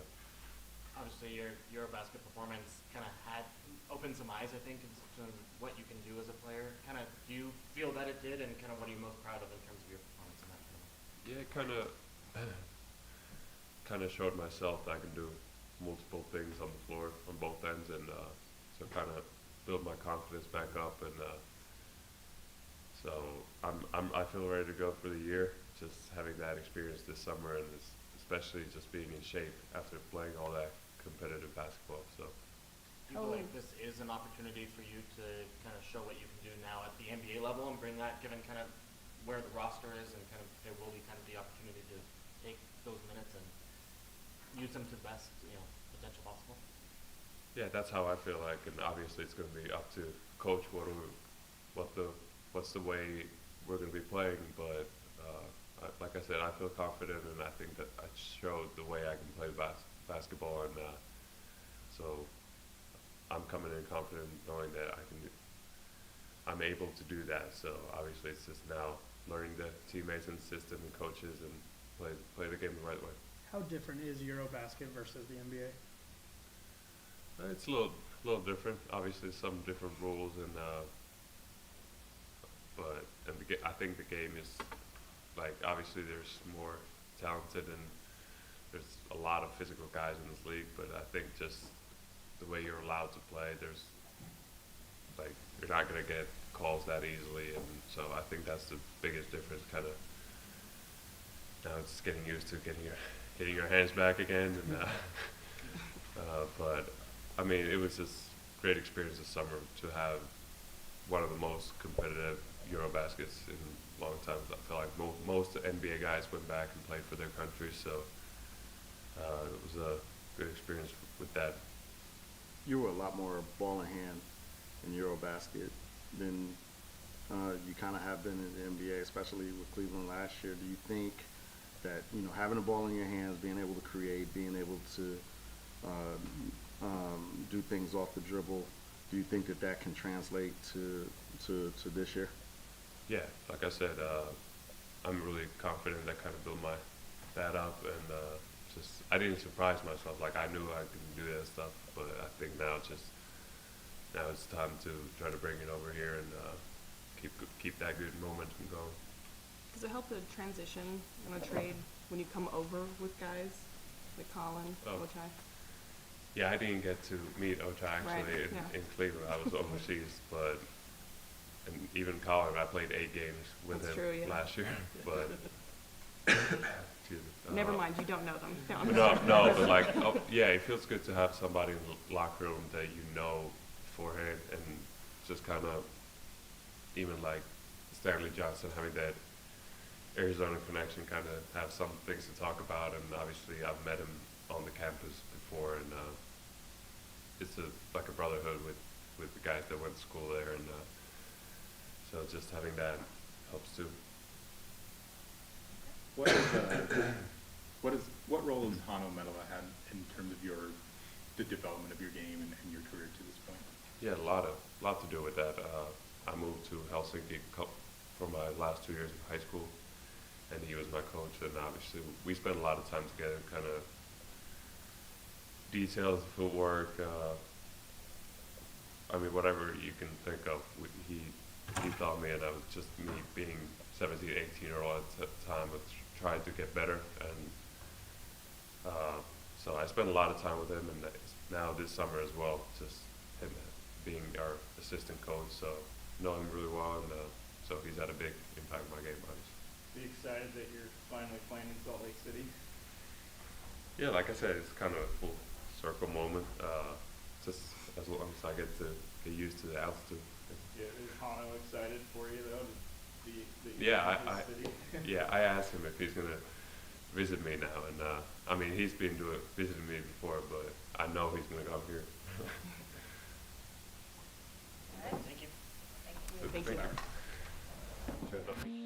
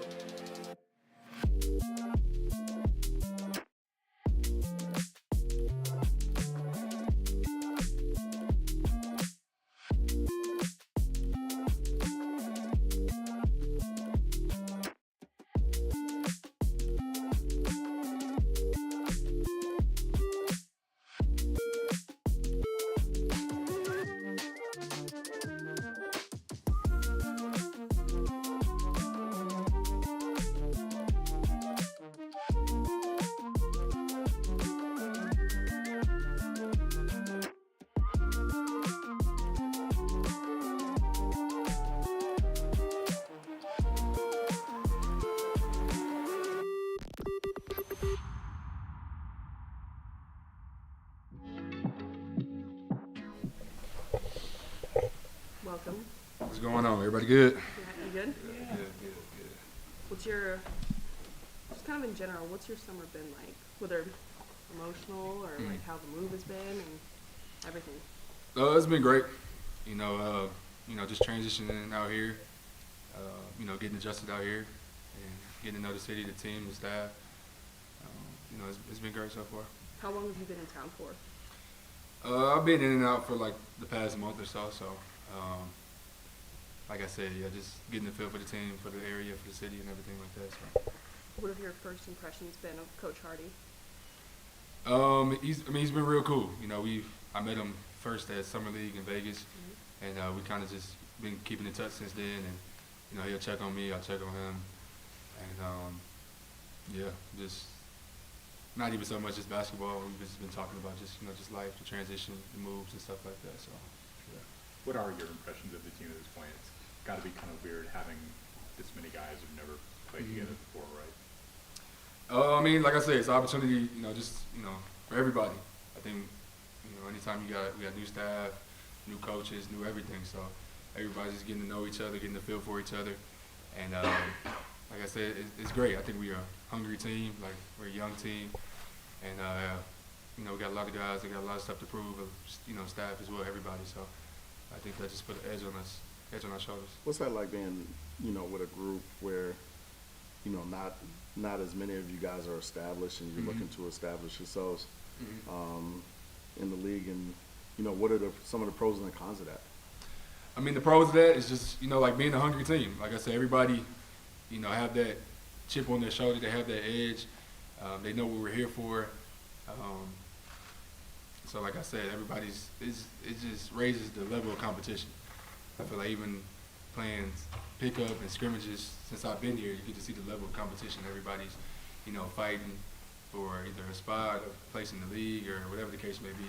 Everybody have their own individual goals, and whether it's contract here, whatever the case may be. So, just the level of competitiveness that I've seen so far, it's been great. Is there anyone that's kind of stood out or surprised you in the gym? Honestly, I would say a lot of guys, just from not seeing as much of them. Guys like Taylor's been looking good.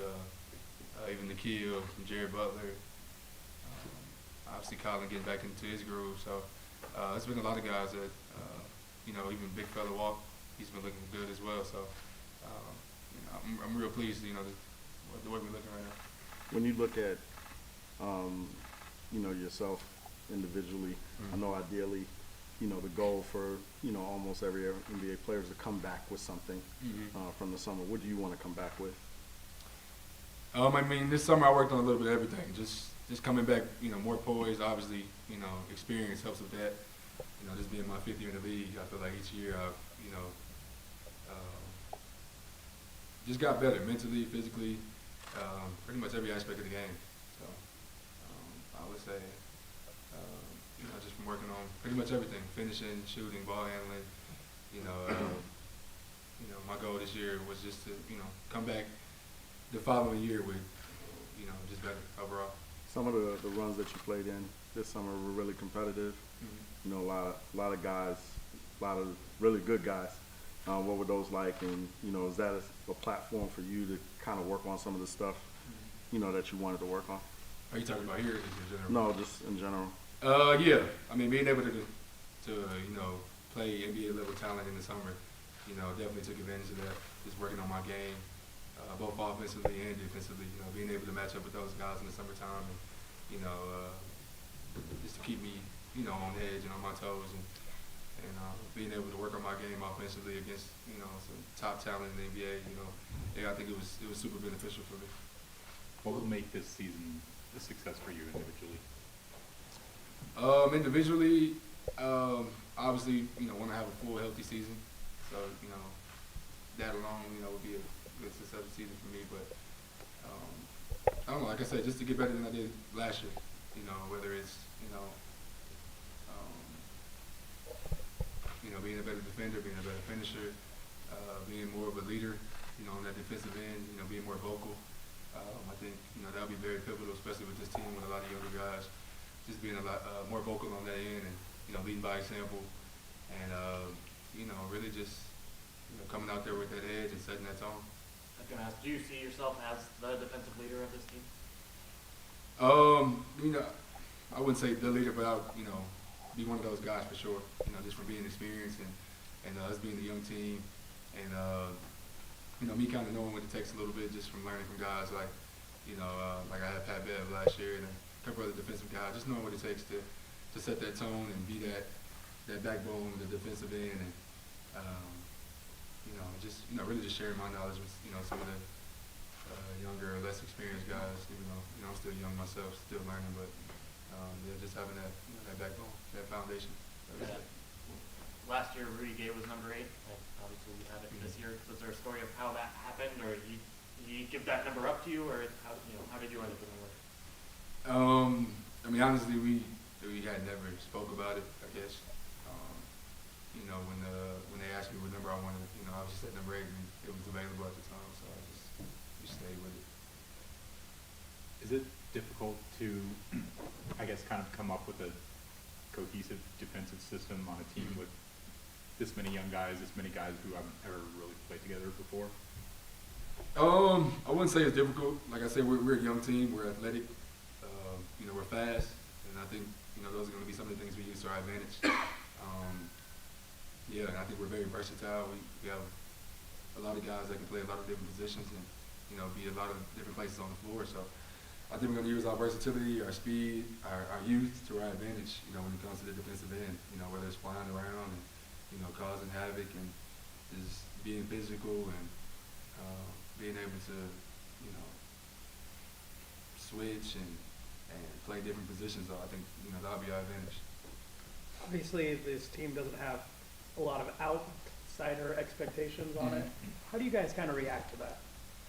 We love it. Just being that underdog mentality. I feel like this is my 3rd team, and I feel like every one of those teams coming into the year, we was kind of in a sense underrated, I guess, or the underdog, and nobody really had an expectation for us to do anything, make the playoffs or anything like that. So I love it. It gives us extra chip, even though our guys are already super motivated individually, but as a unit, I feel like it just gives us an extra chip and just extra level of motivation, just to go out there and just not even necessarily prove them wrong, but just prove us right. We know what we have, we know our goals as a team, and we know we have more than enough to accomplish those goals as well. What are some of those goals as a team? I would say just obviously everybody's goals make the playoffs, but for us it's just to compete every time down. We want to be one of the most competitive teams in the NBA, on both ends of the floor. Being able to get stops on the defensive end and play winning basketball on the offensive end. So those are our goals, and I think if we stick to that, then the results will take care of itself. What are the pros and cons about playing with a group of guys that haven't necessarily worked together much before? The pros of it is everybody's, kind of just, open to learning each other. So it's always good to really learn your teammates. And I think that kind of starts just off the court, just hanging out with him, just knowing his background, knowing, where he came from and stuff like that, just getting to know your teammates. I think it helps a lot, goes a long way. That way when you are on the floor, you kind of, develop this sense of trust and vulnerability to be able to get on your teammate and also be able to receive criticism as well. So I think that's the pros of it. And like I said, us just being young, being hungry, being motivated. We got a lot of guys that want to establish themselves in this league and prove that they can be in this league and be a productive player in this league. So like I said, I'm super excited about that. Not only for me, but just for all of us. I think we have a great opportunity here to make a name for ourselves and for the Utah Jazz as well. How do you kind of balance that, guys wanting to establish themselves and make a name for themselves, but also kind of swimming together and working together for winning basketball, team basketball, not just individual? Oh, for sure. And that can go in with kind of the cons. Guys, individually want to, have their own goals as well.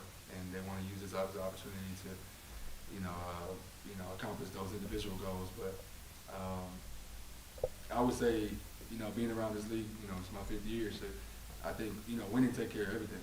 Obviously you want to have those individual stats, but that winning is what's going to elevate everybody. When you're on a winning team, winning program, everybody's going to, get looks or get the attention, get signed, and wherever the case may be. So I would say, obviously, having your individual goal is great, but as a unit, we just need to focus on competing and creating that, competitive culture and just winning. I think winning takes care of everything. That's true across sports, that like winning does take care of everything. What if you don't get the wins? It ain't as much about the win, just creating that culture, that competitive culture, be able to fight and just compete every time down, every game. Win, lose, or draw, just as long as we're competing, giving maximum effort. And like I said, that goes along with just the culture, just having that competitive culture. We want teams in the league to know, like, when you come play the Utah Jazz, they're gonna play hard. They're gonna compete every time down.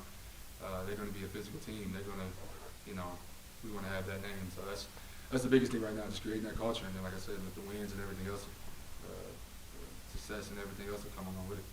There's a lot of talk still around this team just because they've got more guaranteed contracts than what they can carry into the season.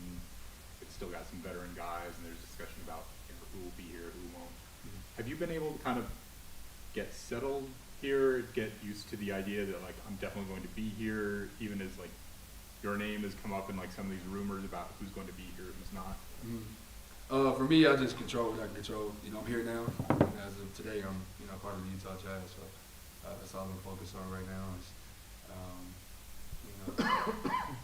whatever I can do to, help and impact this team, this organization. That's my biggest focus right now. I let the front office and those guys handle what they handle, but right now I'm just controlling what I control, and that's being a part of the Utah Jazz right now. What's your journey been like from, coming out of college, having to really fight to stay in the league, coming out of college, to now being a guy that the Jazz consider, a main cog on the roster? Like I said, it's been a hell of a journey. From coming out of college, being a 2nd round pick to, my first couple years I wasn't playing at all due to coming back from some injury and then being on a loaded playoff team. So, like I said, I've been through it all. I've been from not playing. I've even been down to the G League. I've been from coming off the bench to starting. So, I think just showing, the guys in the league, like, you don't have to be a top, 5 or 10 pick just to make an impact on this league. And like I said, I've been through it all, from, G League all the way up to, being a starter. So I think it's just a testimony to the work that I put in and just the work that I put in, just kept grinding and getting through the adversity and just, to keep pushing. All right, thank you, Jared. Yeah, thank you. No problem. Thank you.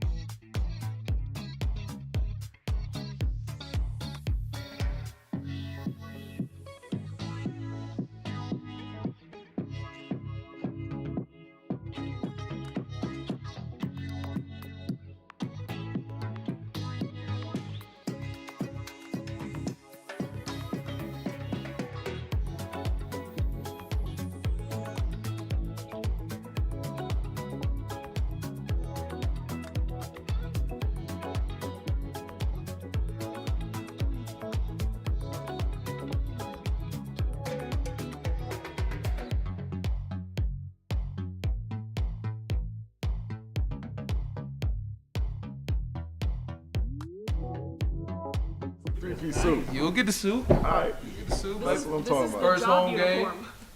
First home game, you'll see me suited and booted. How's everybody doing? Good. How was your summer?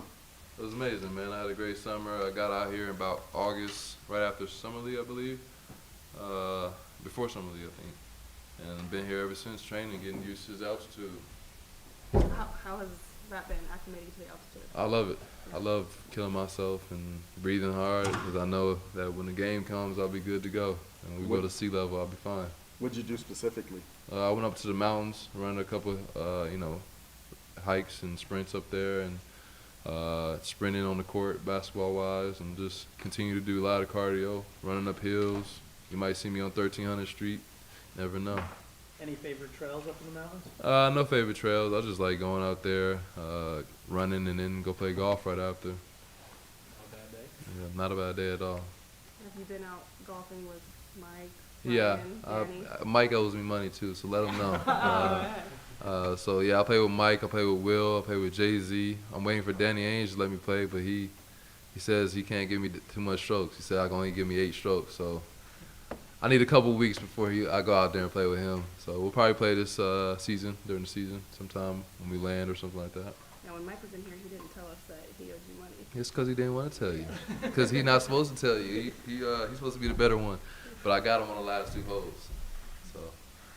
So with this offseason the Jazz have had you been able to kind of get settled here, or are you constantly looking at trade rumors, or what's kind of? Nah, since I've been traded here, I've been solely a Jazz. I haven't thought about going anywhere. I haven't looked at trades or anything like that. My goal is to stay here as long as I can and do what we're supposed to do.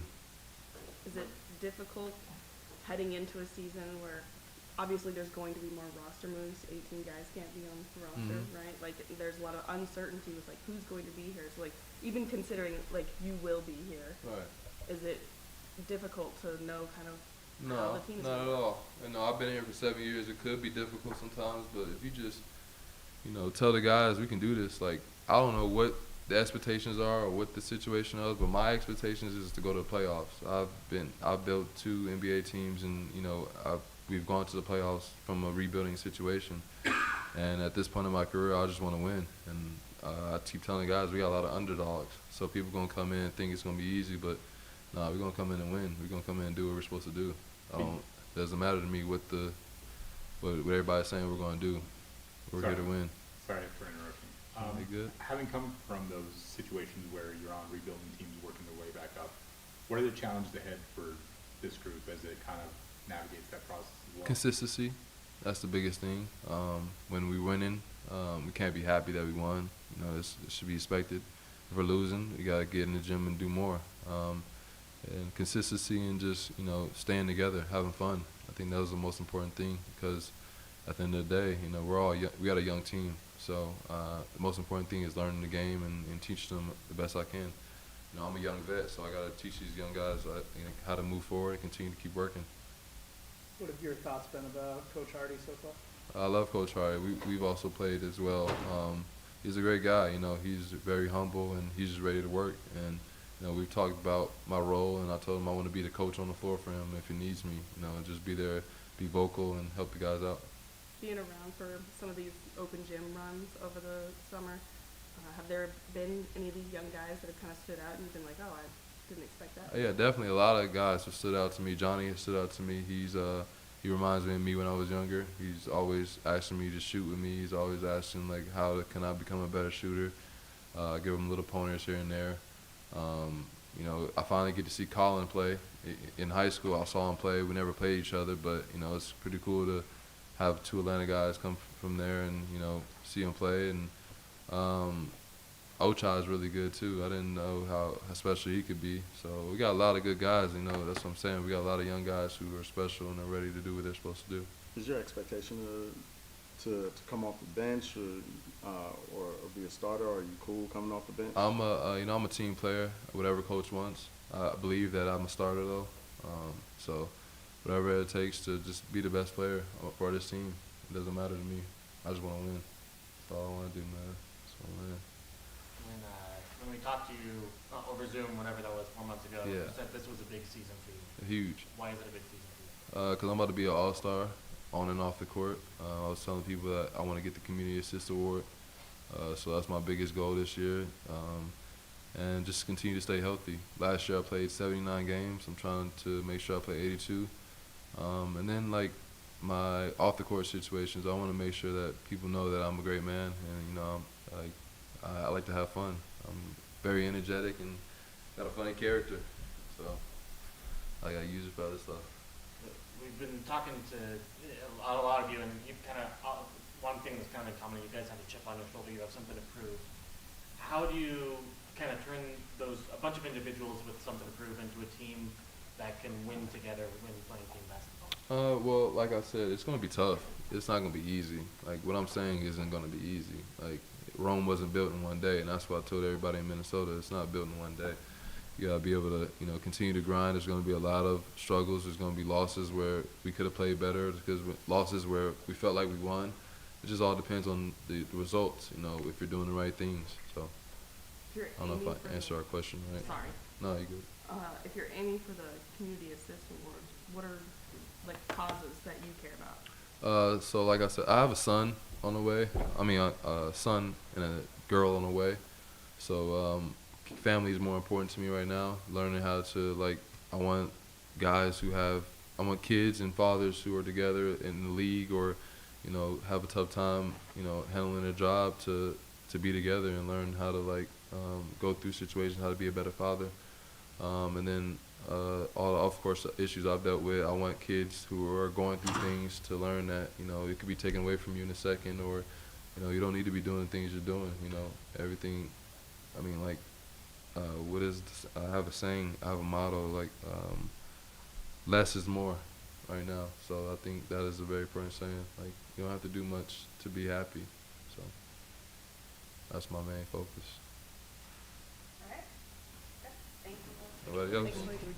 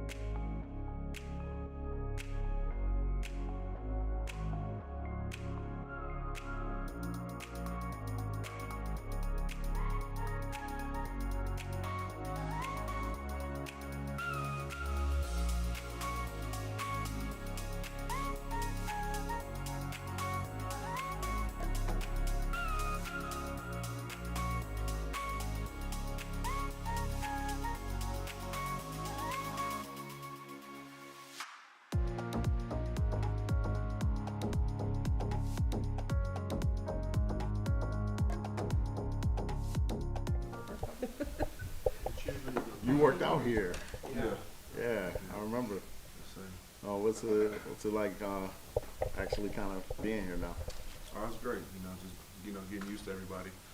Being here the last almost month, so it's been great. I just something to get used to, and I'm just excited for it actually. What is your first impression of your new teammates and the coaching staff? Just how young and how hungry everybody is. Just being around a group like this is always going to be good for a young player. Especially coming from where I came from, it's good to see a little bit more youth and someone that's closer to my age. But it's great, and I'm just appreciative of it. What have the OTAs been like? Say it one more time. The open gym runs that you guys have been doing, what have those been like? It's been really competitive. That was one thing that we tried to emphasize, just compete, come in every day and compete. So being able to come into an environment like this, just fresh off the rip and ready to get the season going, it's always going to be good.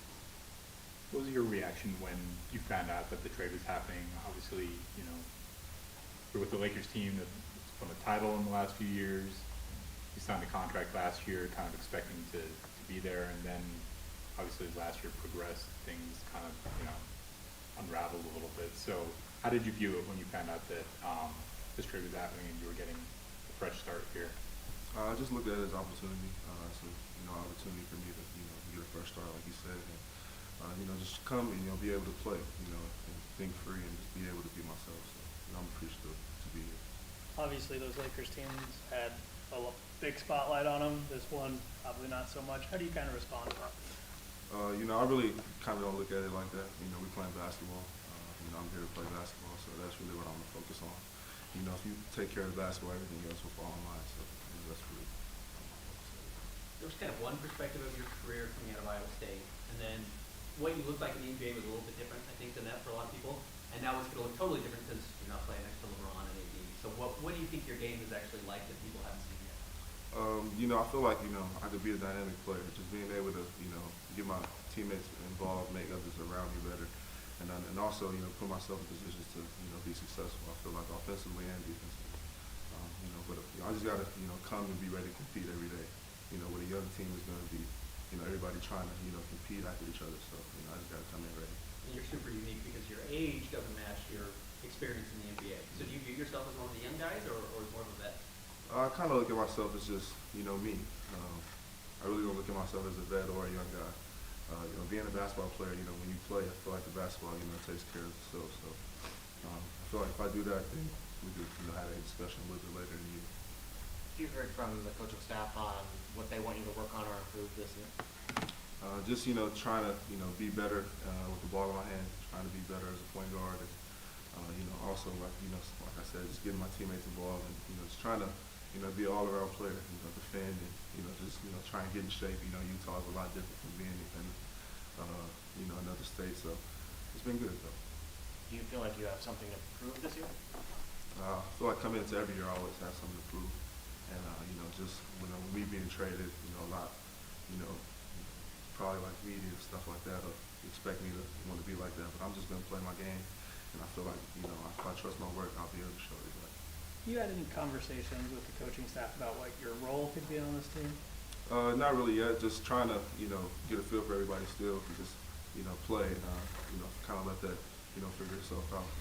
I really haven't been too focused on it. I was just trying to get acclimated with everybody else here, and just get used to it. How's that process been going? Who's kind of like stood out to you as you've gotten to know them a little bit? Just actually, always, seeing Colin in high school, being around him now, Mike Conley, just seeing, the freshman that he is, and I feel like pretty much everybody, it's eye-opening because I haven't really had a relationship with some of these guys, except for just some of the guys that are closer to my age, and just actually meeting them has actually been good for me, because I just feel like being in the NBA, you're always gonna meet, and you never know who you're gonna meet, so I feel like it's always good to build relationships. I wonder what the mental experience was like in LA. Like Ben said, like your game wasn't exactly what it could have been, and especially on that team. I know there's been a lot of criticism about how like you were kind of misused on that team because there were so many big mouths to feed, let's say.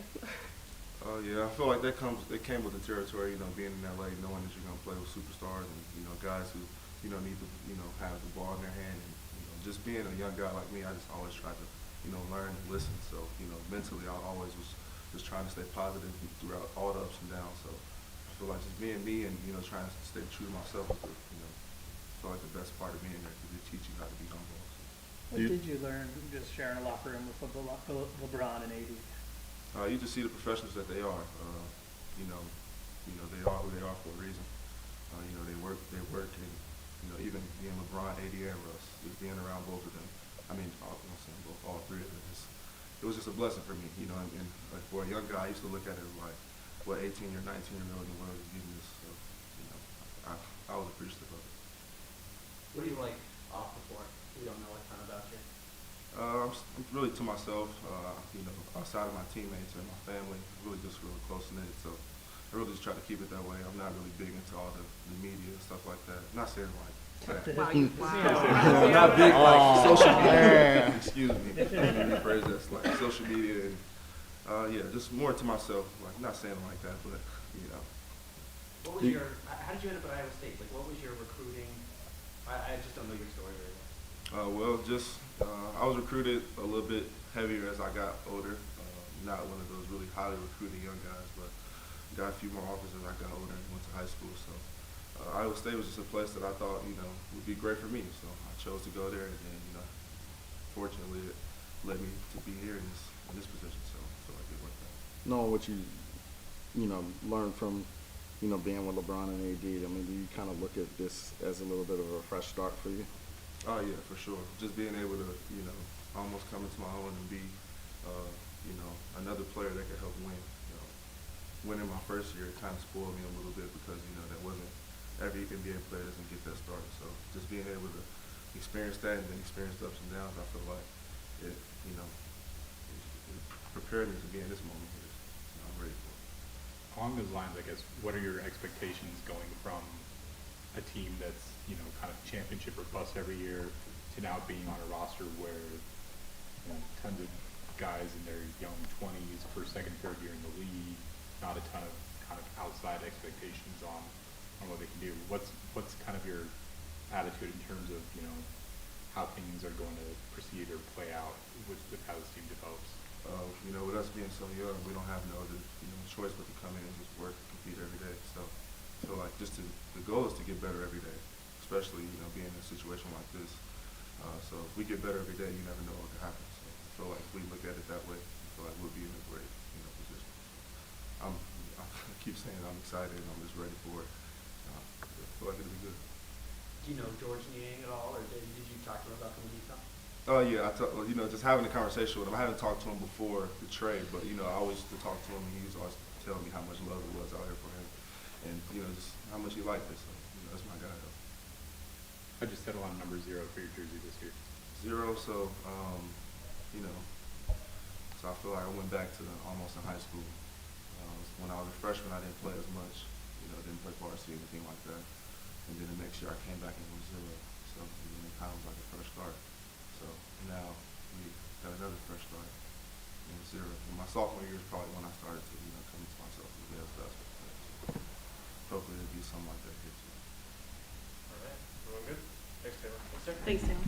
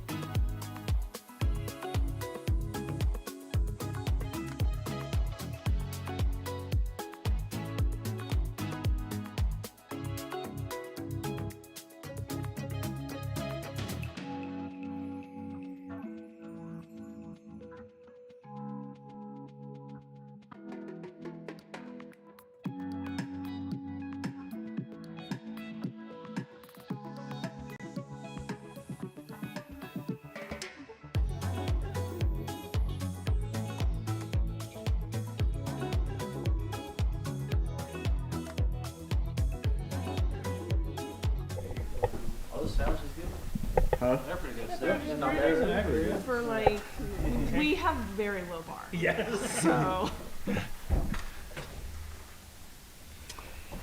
So how was how was your summer, and you know, what's the mindset for you coming into this year?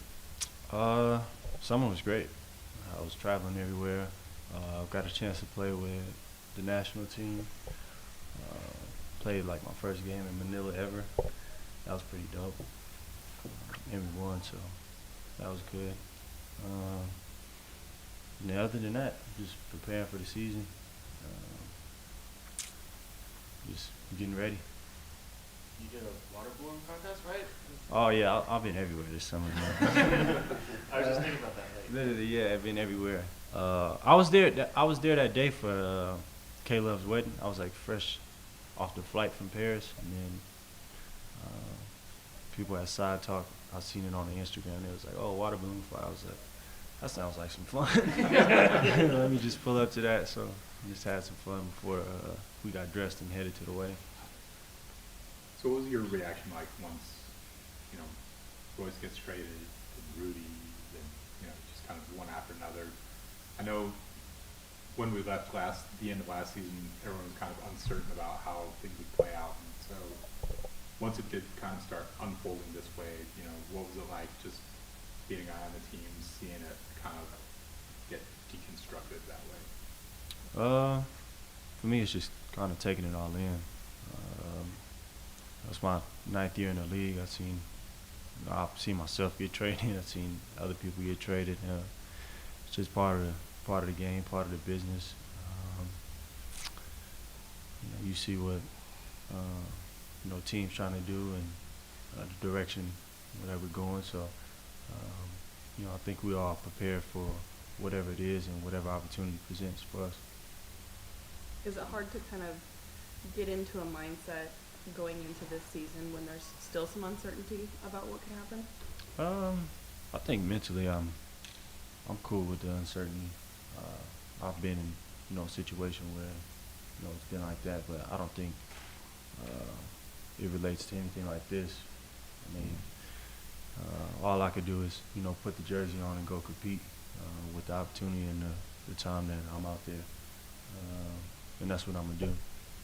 You're kind of in the Kobe, Carlos Boozer role for your rookie season now with this roster. What do you learn from them as far as how to like mentor guys coming into the league? Yeah, just taking guys under the wing, talking to them, just being professional, staying the course on what I do, come in and work. First is lead by example, and then after that, practice just being more talkative, communicate more. You know, just try to be a bigger influence in that part in terms of talking to guys and bringing guys to the side and you know, sharing my experiences and you know, the time that I've been in this league. You when we talked to Malik, you know, he said, you know, my expectation is for us to make the playoffs. What's your expectation for this group, and you know, how do you you know, because you know what the expectation is externally for this group. What do you guys see for yourselves internally? For me, I'm coming in clear slate, man. I don't got an expectation for nothing. I just want to win games, and you know, Leak believe that we're gonna be in the playoffs, and I'm behind him. I'm pushing the same thing he want to push for. So I feel like when we all get together and figure out what it is that we're gonna do, I think it's gonna be good. I think we got a team that can compete and you know, go win games. Kind of looking back on last season with a few months of hindsight and being able to think about it, what do you think happened last season that kind of caused it to fall apart and to maybe fall short of what you guys wanted? I don't want to really look too much on last year, but in terms of, you know, the team kind of like dispersing, whatever you call it, when, you know, we kind of got blown up and everybody's in their own separate direction. I think it was just a sense of, you know, like failure. I mean, we tried what's that, 3 years, I think we had a team where the year before, last year, we thought we could, actually compete for a championship, and then coming back, last year and losing again in the first round it's not good for anybody's mental health, honestly, and I understand it, but I mean, it sucks, but it's just part of it. Were you surprised at all about any of the moves, or were you kind of expecting kind of an overhaul? I mean, shit, when the whole world and media, every dang second of the TV we turn it on, it's talking about somebody getting traded on the team, it's like, all right, how true is it?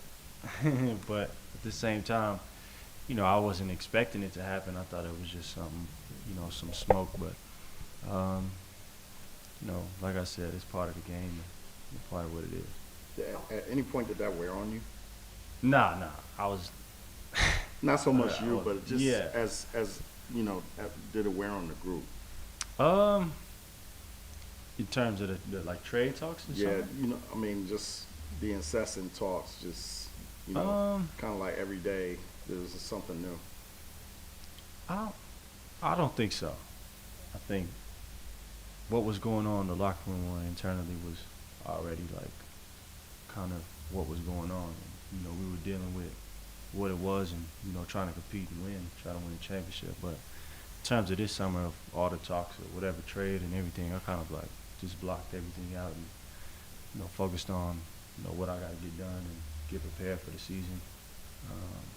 And that's all I've been worried about. Is it harder to do when your name is so heavily involved? Nah, I think it's pretty cool. I want y'all to keep talking about me. Search me on whatever search engine that there is. And follow me on Instagram. Go follow my YouTube channel. But nah, I'm ready for the season. That's it. Like I said I think I've said it on like Jalen and Jacoby. I was like, I'm here to compete, to win whatever jersey I put on. Can't go out there and just be like, oh, I'm about to lose. Like, I'm going to go out there, put it on the line every time I step on the floor. So, it's just a game. Obviously a different roster than the one you re-signed to. What excites you about it, though? A lot. It's all new. New experience, new team, a new vibe, really. Haven't had a ton of time to kind of like spend with everybody just because I was here last week for maybe like 3 days and, got to play pickup, worked out with everybody and, kind of just making my way around the locker room, talking and trying to learn names. But, a big thing, I think, it's a bunch of young guys. I played with Colin in Cleveland. Vando is like probably like one of my favorite guys. You could like tell his presence on the court. He's super long, athletic, and can defend. I think that's very, appealing. And I think we got a lot of guys that can shoot the ball still and, do a lot of things. Just given all those other moves that have happened and seeing the roster deconstruct, are you surprised at all that you're still here for now? I don't know if I'm surprised. I'm just kind of whatever is whatever, honestly, now. But like I said, if I put on the jersey, I'm here to compete and, win games and put it all on the line and, help communicate, lead these guys, and, try to win.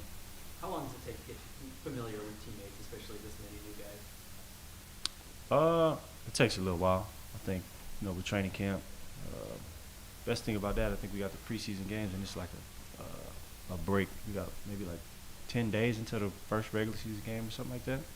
So I think during that time it's a good time to bond and kind of learn each other and, figure everything out. We were talking to Mike, said he was kind of weird because he's still pretty close with Danny and Ryan and they go golfing and stuff. Yeah. But it's still kind of these trade talks and whatever else. I know you're kind of close with Ryan as well. Mhm. Do you still have that relationship with him and kind of what's that been like as kind of everything else as all the other trades have happened? Oh yeah, everything is, Ryan is still cool. Ryan is a guy I speak with a lot. And, no matter what happens in business of basketball, I think I look at Ryan as a friend and somebody I can always talk to and ask for advice. So when it comes to that relationship, I don't think I've let that hinder anything in that relationship. And me and Ryan have built that through the time I've been here, and he's took over the team. Talked about playing with the national team and playing in Manila. I know you spent a lot more time over there this summer. What was that all like? It was fun. We had a great time. Guys, Cobra, some of the guys, the training staff came, Eric Phillips, and I think it was just a great experience. They got to see some stuff that they probably haven't seen before, and it was just a cool experience. Like, we got to go to Lebanon. That was a humbling experience, and being over there, that country was great. Seeing all the love coming from the fans there. All in all, it was just great. So what are the fans' reactions when you're over there? Man, at first, honestly, it was pretty crazy. There was in the arena, I was just like getting booed so much. I just became like the villain. It was so crazy. And then after the game, it was just like so much love from like the people in Lebanon, and the buses in the back. They were just like filled with fans, and like I remember people just like rushing, and I'm trying to get on the bus, and we all just like forming a line trying to get there. And then same thing happened in the Philippines. After the game, we like trying to get back to the bus, and I was gonna make my way and like walk and like sign autographs and take pictures with fans, and they just like busted down the barricades. But it's just all love. I love it, and it's just part of it. And I had a great experience, and I want to continue to keep representing the country. And World Cup is, I believe, in August next year in Manila, so we got a chance to hopefully win some games and maybe play in the Olympics one day. Do you have 2 new teeth? Yes, I do. Are they permanent? Yeah.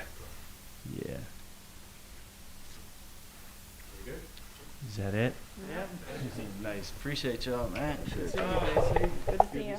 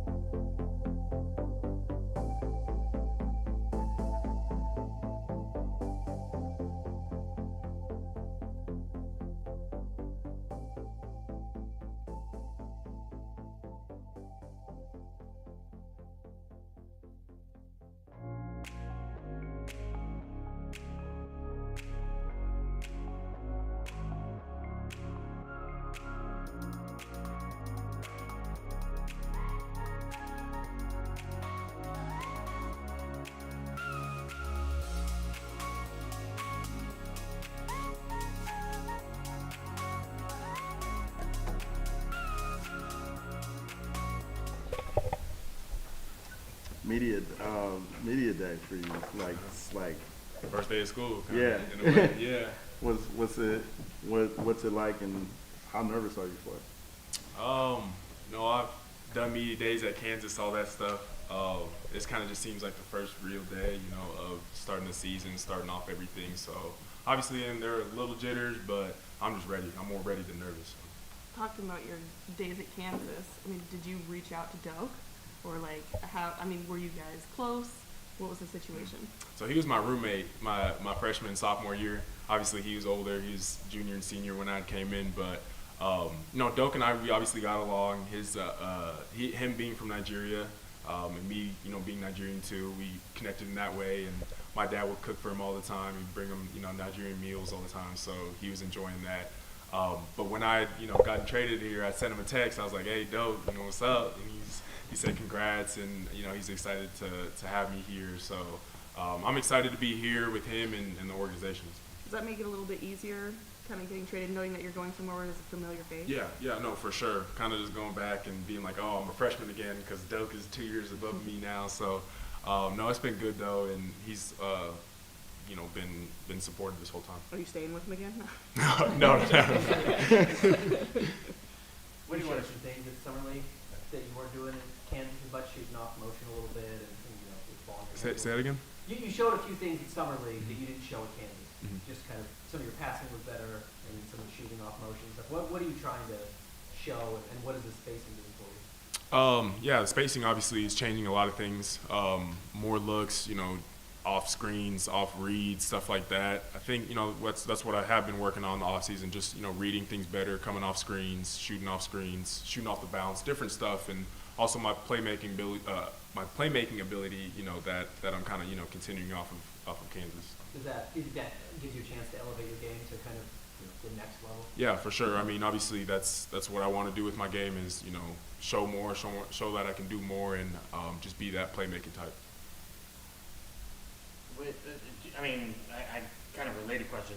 Do you feel like you want to establish yourself in what you do already, kind of the 3 and D stuff at the NBA level, or is it kind of showing that you can do everything, kind of the stuff like that? Really, whatever Coach Hardy needs me to do. If he needs me to be that playmaking type, then I'll be that. If he needs me to be the 3 and D type, then I'll be that. So whatever he needs me to do, I'll do to my best ability.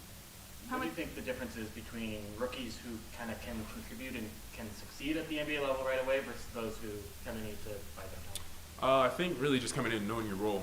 A lot of guys say it, but really coming in, understanding what role you have, and doing that to your best ability, focusing all your energy into that, and helping or doing that so the team can be successful.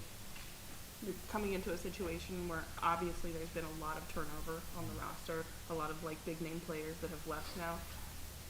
Are the expectations, or even the outlook of this team, it's probably not that great right now from the outside, but are you looking at it as just an opportunity because there's not as many mouths to feed, I guess, big mouths to feed? In a way, I mean, yeah, there's going to be a lot more spread opportunity throughout everybody, and coming to this situation, I was going to make the best of it no matter what, and that's how I see it, and just coming into it with a positive mindset. But I think, yeah, the opportunity for everyone is there. I think just internally, everyone's just trying to work and get better daily, and obviously be successful as we possibly can be. Did you have much of a chance to get to know any of the other guys during your brief time here? Yeah, I mean, just through these past few weeks, just open gyms and lifting and meeting the guys, meeting all the new faces, all the coaches and everybody. So it's been good. What stood out to you in that regard, or who? Everyone's been nice. That makes it a lot easier. That makes my transition, me, Colin, and Lars' transition, a lot better. Just coming in with open arms and a really good organization. The reputation around the league is that Kansas guys, because of Coach Self, have been coached hard. Do you agree with that? And how is that, helps you, and others that played under Coach Self, knowing that you guys played under a guy that, kind of didn't really let up on you? Yeah, I would say more of not really playing under. I don't see it as playing under a hard coach. I see his standards as far as being a coach, and and what he asks of from his players, I think, is higher than other schools and other coaches would. So that's really where we get it from. You know, just that toughness, that grit that he really puts an emphasis on to win, and what it takes to win, and all the things that go into it. Definitely translate at any level of basketball. So what I know, bringing it to this team, I feel like I'll be valuable in that way too. What do we need to know about you away from the court? What are you into? I like to make music. I'm big into music. I like to watch movies. Kind of like, I wouldn't call myself like a movie critic, but I like to review movies and you know, give my say on them, all that stuff. Give us like a top 3 favorite movies. Top 3, okay. Number 1 is Interstellar with Matthew McConaughey, a really good movie. Number 2 is Nacho Libre. Just kind of, you know, switch it up. And then number 3 is Back to the Future 2. Oh, That's a good one. yeah, that was a good one. That's a good one. Try the second one. Why the second one? Yeah. There's a lot more going on, and it takes place in 2015, which I thought was going to be 2015, and it's totally different. But I just like watching, you know, those kind of movies. You like Nostalgic. sci-fi? Yeah, sci-fi movies. Very good. Any questions? Thank you. Thank you, guys.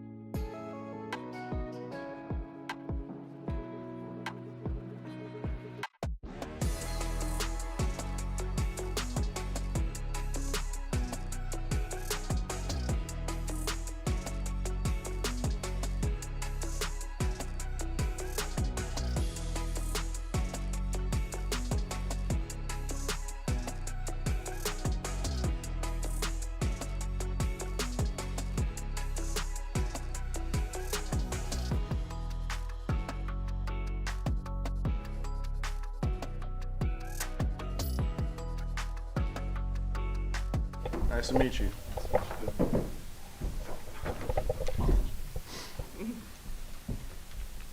So, how did you feel about your Eurobasket performance? You know, signing with the Jazz, kind of a whirlwind summer for you, and Yeah. you know, just kind of translating to finally getting to the league. Definitely was a huge summer for me. Very, very important summer. First of all, the signing with Jazz, it was unbelievable. It felt like a dream come true. You know, I always wanted to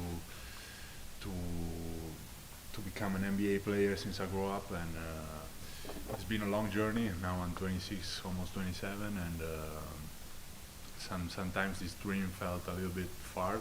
But right now I'm so happy and excited to be here, and of course I got a lot to learn. Got a lot of things to learn, but I feel pretty ready and pretty prepared.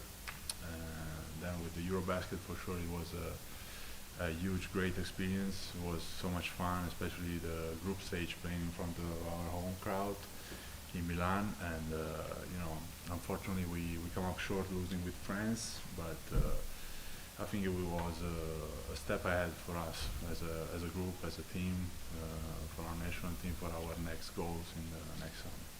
Could you kind of go over the process of signing with the Jazz, how they reached out and all that?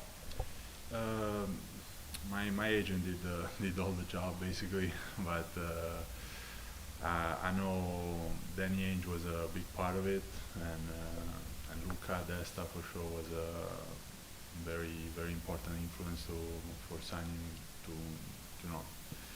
for my signing, and I'm just really grateful and thankful for this big opportunity, and I'm ready to do whatever I can to help this team. Simone, you had said that at times the league felt a little further away of the NBA. What was the turning point in your career in Europe that kind of made you feel like, hey, it was realistic to come overseas? Especially the last 2-3 years, I feel like I grew a lot as a basketball player, as a person. Especially, I became a dad outside of basketball, and this was the biggest huge changement on my life. And then I started playing away from Italy. Before I went to play in Berlin, Germany, and then last year I played in Spain. And definitely last year in the Olympics, I felt like okay, maybe you know, I can get a shot, I can get an opportunity. But you know, I was always focused on my present, on the work I had to do, on the things I had to improve as a basketball player. Since this moment felt real. Can you tell us kind of about your game? What do you feel like your strengths are? What are the areas where you would like to keep on improving? I feel like I'm a good shooter. I can shoot the ball. I can run the floor very well. I'm pretty athletic, and I can play defense. I feel like my intensity on the court would be important, and of course I got a lot of things to improve, like my ball handling, my being able to play with the ball, pick and rolls, readings, and all this stuff. That's the book. What do you think your biggest adjustment from playing overseas is going to be to the league, and what do you think translates? Good question. I don't know yet because I never stepped foot on an NBA court yet, but I feel like the space is a little bit different, the rules are a little bit different, so I will have to adjust, and but you know, I'm ready to do it, and as I said, I feel like I have to learn a lot, especially from the veteran of this team. I could learn a lot, and can't wait to start. Who do you know in the league? In the league, right now, I don't know. Not so many people. I know Lowry of our team because I met him in the Eurobasket. I know Leandro Belmaro because I played against him last year when he was in Spain. And I've been meeting guys in the last 2-3 days, so hopefully I get to know him, all of them. You said that you became a father How old is your daughter, right? She is almost 3. Almost 3? Yeah. What is that, because you mentioned it in kind of the progression of your career, so like, can you explain that? Sure. I mean, becoming a dad was, as I said, a huge change. My personal life, I feel like I had to grow up in a minute, and because all of a sudden you have a huge responsibility, you have a human life in your hands, and it feels really like a huge responsibility. And this helped me growing a lot as a person, and to being able to teach my daughter some things, I had to also learn a lot of things. So I think that all this process helped me to become a better person. Hopefully keeps doing that. What's her name? Bianca. Is she here? Yeah, she's here. What are you most excited about for this season? I mean, basically everything. Everything feels so new to me. Also living in the States is completely different, and everything's so good, so nice, and I just can't wait to be on the court to practice tomorrow, and being able to travel a lot with the team, and to see all the cities, and to play. How much have you been in the U.S. before? Really not much. This is my 3rd time. So I've been to Boston, and I've been here again in July. That's it. This is my 3rd time.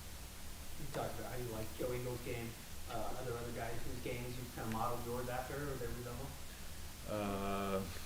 I think with Joe was a really fun fact, because the reporter that asked me that question misunderstood that Joe was my idol. It was really not like this, but of course I admire him as a player, as a person, and I loved to play against him last year in the Olympics. He's a really nice basketball player, and but I think him as a player was a really good example. He had an amazing career in Europe before coming to the NBA, and was able to become a great NBA player. So it's a good inspiration for me, definitely. Do you think ideally you would spend like 10 years in the States, or do you just want to be here for a few years, or is it more you can be here? I mean, hopefully, I hope I can be here as long as I can. Prove that I can be an NBA player first of all, and then build my career over here would be a nice goal for me. All good. Thank you, Simone. Thank you very much, guys. What was the intended quote about Joe Ingles? The day before, this Italian reporter asked me what I liked from the Australian team, and I said, of course, I said Joe, because it was my same role. And then the next day after the game, they told him that he was my idol. That I said he was my idol. It was not really like this. Yeah. Joe, of course, joked about him like for a year. But thank you, guys. Thank you.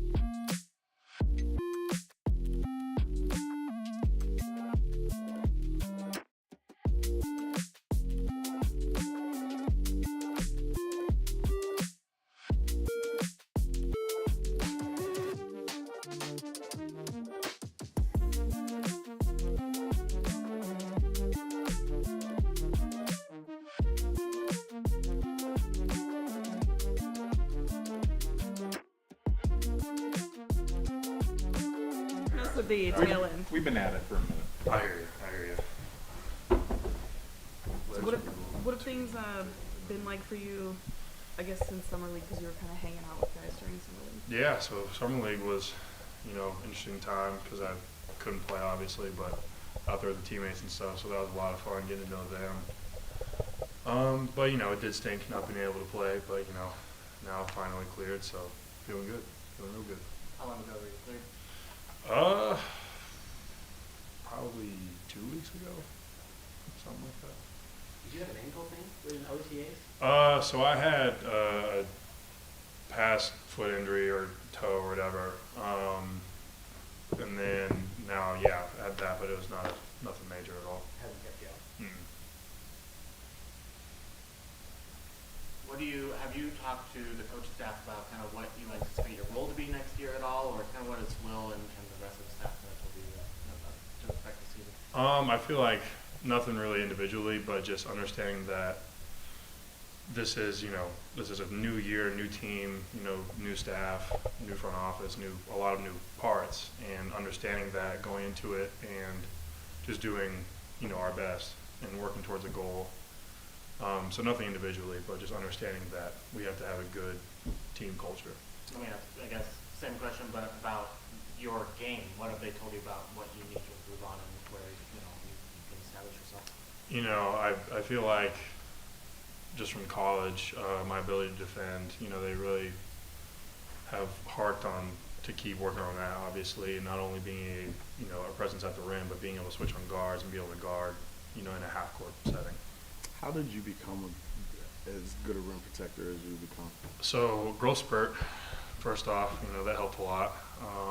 And for me, it was just about, I played a lot of one-on-one with a lot of guards growing up, and so understanding that a lot of those guards are really crafty in how they get it up, and it's not just about going to the rim, but understanding, the timing of which you attack the ball, which hand they're going to use, what they're predisposed to do, and understanding that with a lot of film comes a lot of analysis of that person you're playing. So for example, if I have a guard who I know really likes to shoot a pull-up, off of that pick and roll, I'm going to kind of bait him into shooting that pull-up, but know that my length can contest that shot.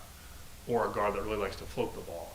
I know I can attack that float if I see him start hesitating. And then if you kind of block a shot once or twice, they kind of start freaking out. So they kind of just start trying to, fake it, reverse, so then you don't really bait on the first fake, but then you go for the second or third one.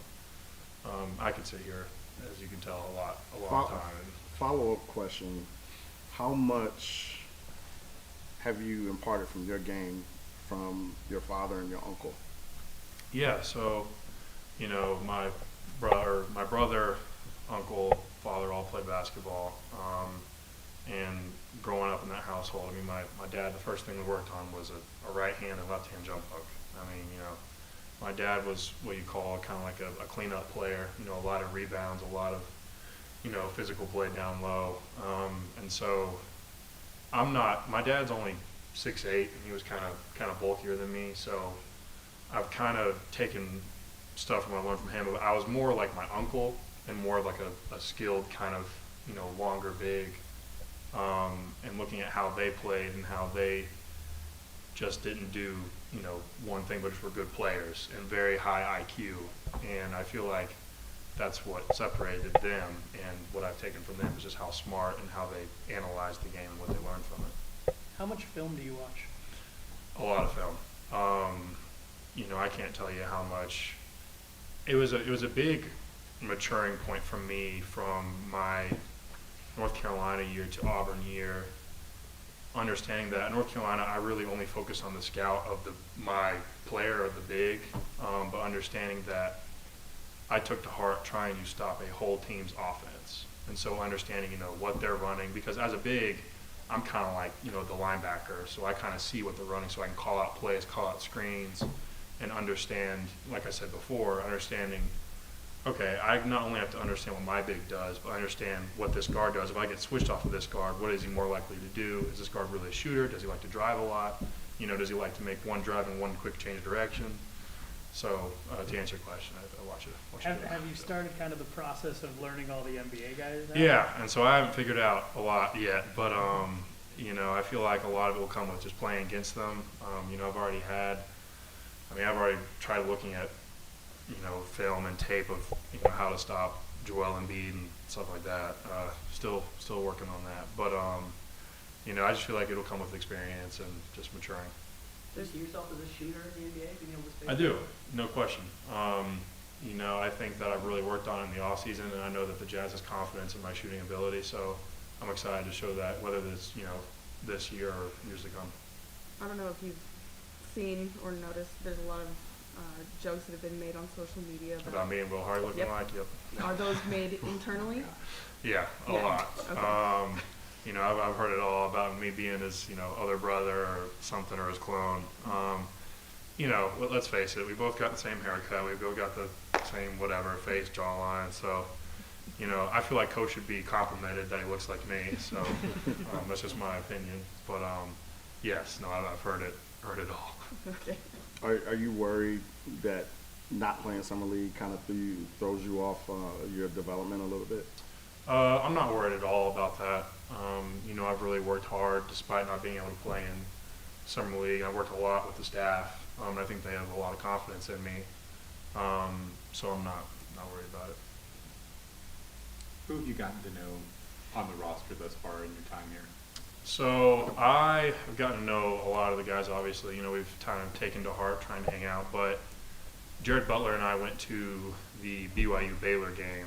That was a lot of fun. I mean, that was an unbelievable game. Went to double overtime. BYU ended up winning, so I gave Jared a hard time about that. But, you know, a lot of the rookies that come together, Ochai, Johnny, a lot of the younger guys, but even the vets. I mean, Mike Connolly, you know, unbelievable guy, Jordan Clarkson. You know, I feel like with this team that, and I'm a rookie, so I don't know about other teams, but right off the bat, I can tell that everyone wants to achieve a common goal, and not everyone has their own ego, but everyone understands that, you know, this is a team. You know, this is not an individual effort.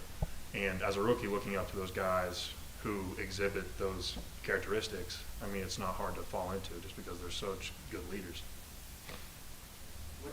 What's your number one goal for this season? You know, I've thought about it a lot, but I think that this year is just to do the best that we possibly can as a team. And whatever that looks like, you know, I can't tell you because I can't predict the future, but I feel like that's a pretty dang good goal to have, because I feel like if that's the focus, then, you know, you can only go forward. Everyone good? Thanks a lot. Yeah, of course. Thank y'all.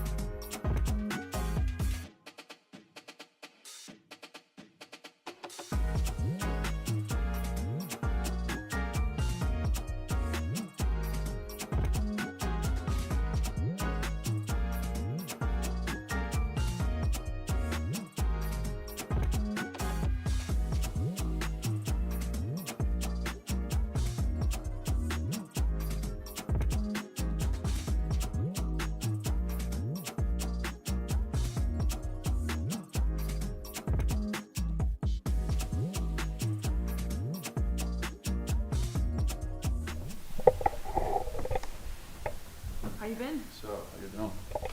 How was your summer? It was good. Yeah? I was just It was great. Very good. How are you feeling health-wise? I'm good. Getting there. But yeah. What have you been able to do on the court? So right now it's like a little bit of contact.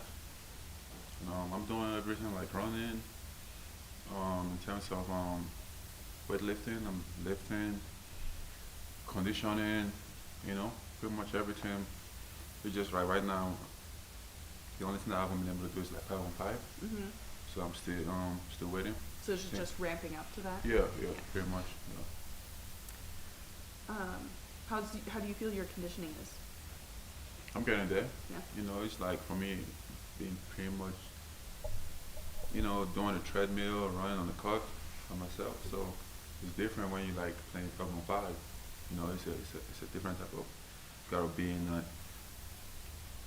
game shape. Like the basketball shape, and like doing treadmill is quite different. So for me, I think in terms of like my conditioning is pretty good right now. But I just gotta see when I start playing 5-on-5. Was Ochai a good roommate? Yeah, Ochai was a good roommate. Yeah.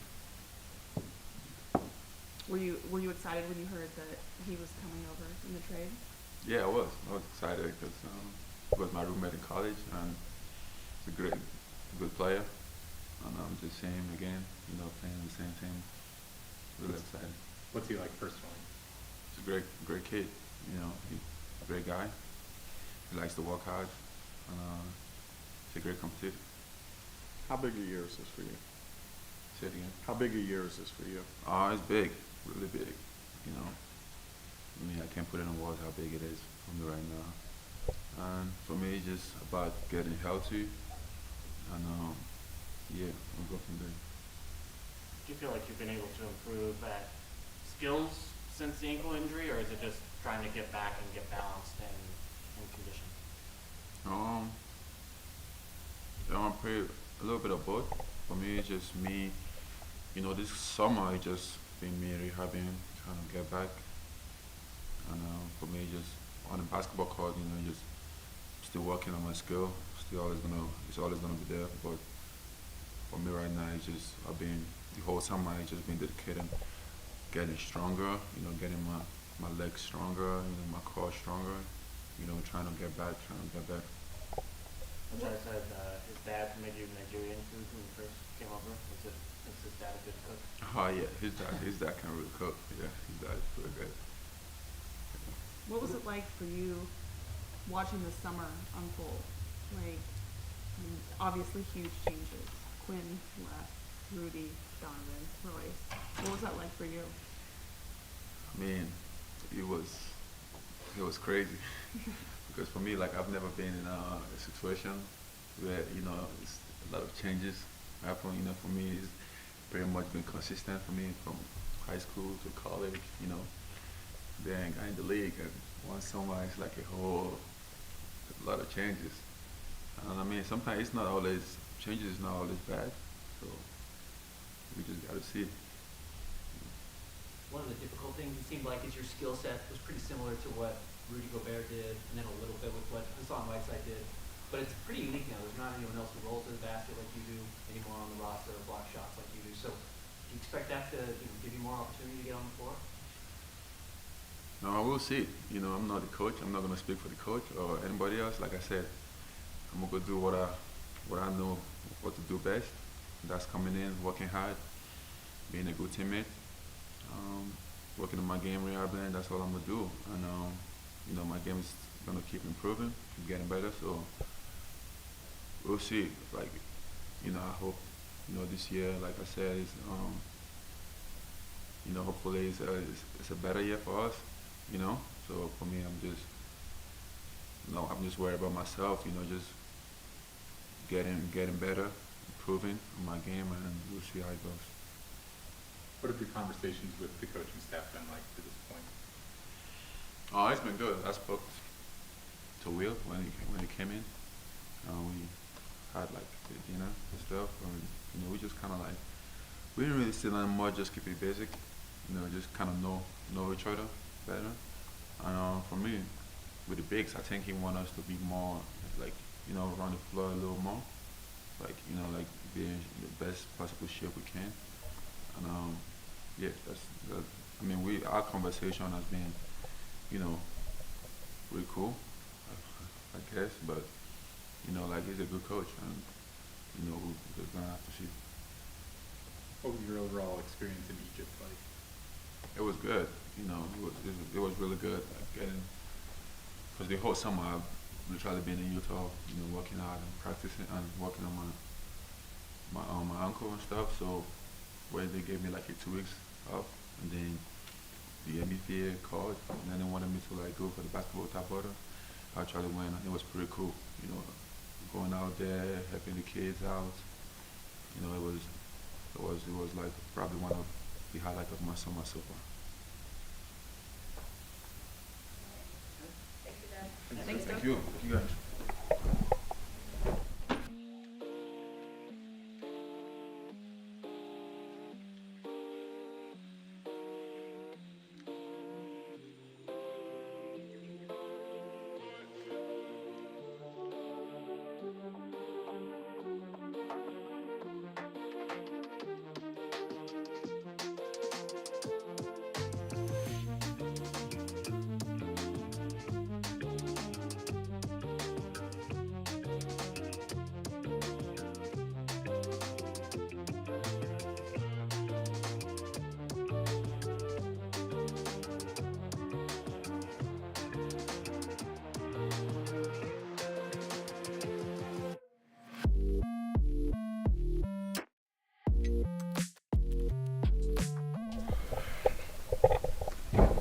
Nice to meet you guys. Nice to meet you. Nice to meet you. What's your summer been like? It's been good. I was obviously with the Lakers most of the summer, so I was in their program pretty early because we got done pretty early. So I did pretty much all the way up until summer league, and I took a couple weeks, and then I got back to it. And then I've been out here since I got traded pretty much. I was here for the UFC fight a week before I got traded, so I guess I already kind of knew it was coming. But Yeah, what was your reaction to the trade? I mean, honestly I was surprised, but like initially I was like, oh wow, like I guess as when you're in the NBA, I mean not when you're in the NBA, but being in the NBA as long as I've been, I guess you look at like styles of play and just kind of watching what Will just did with the Celtics, and then knowing that you know they are kind of flipping over a new leaf here and bringing them in. It's exciting to know that that's there. End of the day, like you have to go out in 82 games, figure it out. Like you know, it don't matter what piece of paper looks like or anything like that. So knowing that you have a chance to be successful, and then especially after getting here, knowing I have a chance to be successful, that we all have a chance to be successful because of how organized and how good everything is here is something to be I'm super extremely happy about. So I guess I had a good feeling to start with, and then after my physical and everything coming here, I had a better feeling about it. You kind of established yourself again in the league with the Lakers. Do you feel like you have to reestablish yourself here with the Jazz? Yeah, I feel like every year everyone has to reestablish themselves. Obviously, everybody's in different spots. If you're LeBron James, you really know what you can do. But as I said before, it's like 82 chances you are what you just lastly did. So I think it'll be fun. I think for me personally, I've been getting better over the last couple of years, and I put a lot of work into it again for another summer. So I love to see some growth. I love to see some growth in some things personally, and I love the new opportunity as well. You said how organized it is Mhm. and kind of the opportunity here. I mean, Yeah. are there things that are different here than you've noticed from like other franchises? Yeah, Like what? it's organized. Yeah. I've heard that. I guess, I mean, just trying to be professional as possible. I mean, everywhere, if you worked at McDonald's or Burger King, it'd be two different ways, two different things. So it's just stuff like that. I mean, when I first got signed here, and, you know, Justin was there and greeted me and said hi. He was in the gym walking around, let me know that's the best restaurant here is our chef's office, our area. So Barney, and just the way like I've been taken care of and communicated with the whole time I've been here is the stuff I'm talking about. I think obviously in everything, communication is everything, but especially when you're trying to turn a leaf really fast.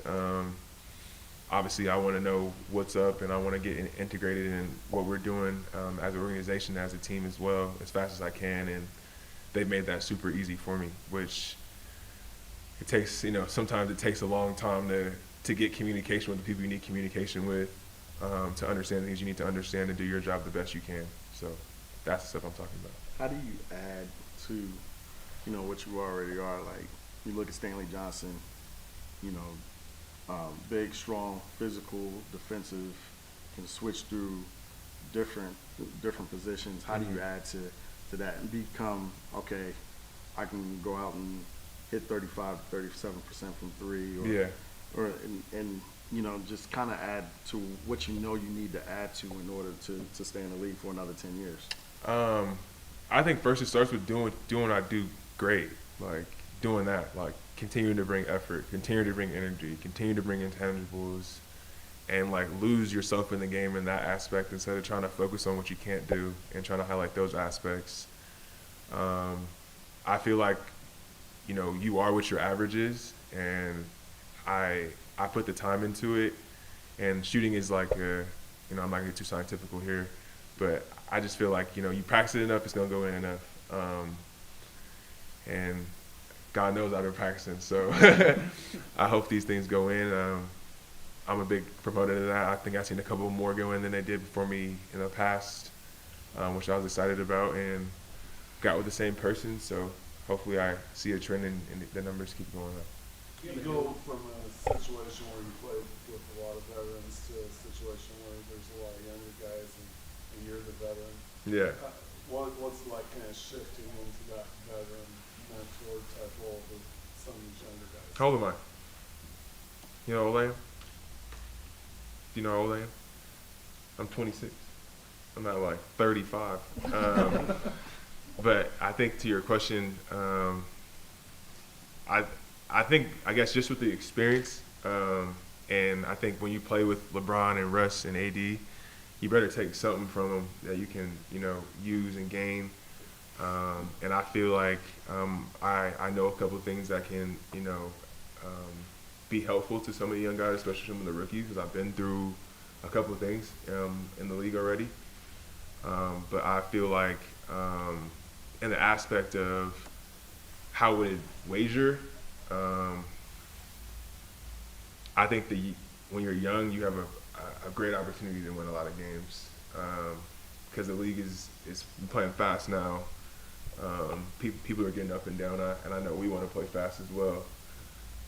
So I think our youth, we're not like baby youth, you know, we're good youth, I think. A lot of guys have had a couple of years in the league, and a lot of guys have played well in the league that are here. So it's not like, you know, I wouldn't call a lot of these guys unestablished players whatsoever. These guys have done a couple of things. So I think it'll be more about just making sure that we're being professional with the youth, and using the youth for what it is instead of just being young the whole time. Do you think you have a new appreciation for training camp after not being a part of one last year? So is it an Oh advantage? yeah, that's for sure. Oh yeah, that too. But just in general, like having a job, like, you know, I think everybody wants to have a job. So, and then also being able to have an equal start with everyone else. And I think it's fair for everybody around. I think last year, playing a lot of minutes and not knowing everything else everybody knows, I think we would have been a little better if I had learned the things I needed to learn a little earlier. So being that I've been here for already 3 weeks and learning the stuff I need to learn, I feel, and a lot of us have been here for that long as well, it's only to our betterment. What's your perspective on that? Because you were like the third highest recruit in high school, right, in your class? You were top 5, Yeah. And then top 10 pick. Mm-hmm. And then 25, you were kind of looking around for a job. Like, how do you view your life now and where you are and appreciation and kind of your perspective on just being an NBA player? I'm super grateful for it. I think God works in mysterious ways. I think everyone has everyone has their own path. Everyone has their own thing, and I think people should take advantage of having the decision, being able to make their own decision and kind of do the things, doing it a way that you kind of want to do it, and not letting somebody else kind of write your script. I think as I've got older, I've started to understand things. I've been blessed with opportunities to be able to stay in the league, and I feel like anybody else, I work my butt off to do it, and I'm going to continue to work my butt off to stay in the league. And I'm just grateful that I'm even here, because I'm having a good time. It's like a dream job. You know Taylon, obviously, from being teammates on the Lakers. Yeah. You know Lowry a bit from the Arizona connection. Yeah. What can you tell us about those two guys and what they're like personally, and what else you expect them to bring to this team? Well, I guess I'll start with Taylon. I mean, Taylon is obviously extremely young, like 22 young, not 26 young. And he's won a championship already. He's been around some elite guys. And when I tell you, for both of the guys, but especially speaking about Taylon, his talent level and the physical things he can bring to the game, not a lot of players can do that in the NBA at his size. So he's going to bring another level of, I think, just talent and skill to the game. He also plays a physical style of basketball, a bigger guard. I think a lot of people will enjoy having him on the team. He's just a really good basketball player. Can line up really these days, really 2, 3, 4. Like, he can really switch, play power. Can do a lot of things. And the more like-sized guys you're out there, sometimes it's just easier. Laurie, I mean, you guys were watching what he was doing over in Europe, and I pretty watched him since he was young as well. We didn't actually play together, but obviously paying attention-wise, and he's a killer. What he brings to the game at his size, especially having to play against him, that's usually my matchup. It's hard to guard him. It's hard to find a matchup, and you can play him at the 5, and he would be, he's a killer there as well. So he plays also 4 spots as well, in my opinion, with the shooting ability. He's always been versatile. I think as he's got older in the league and as he's got older in general, especially looking at what happened last week, you just see him becoming like a bigger, his talent, his aggression just coming out more and more, 40 and 10 games and stuff like that. I've always seen him get 20 and 10, but I think he can be a high level guy in all aspects of the game in the league. He has every talent, everything that everyone else has, and he'll have all the opportunity in the world now. Thanks, man. All right, guys. Thank you. Appreciate it.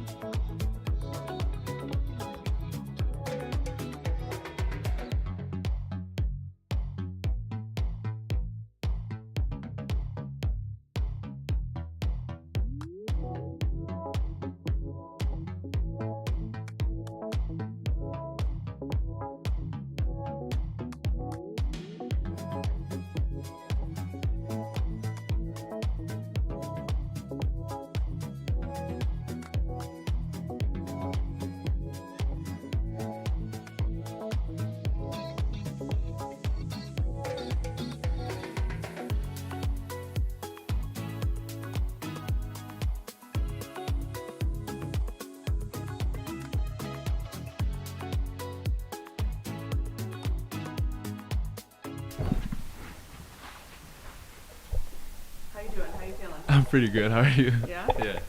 How's your summer been? Rated out of 1 out of 10, Sure. like a 7.5. That's pretty good. Yeah.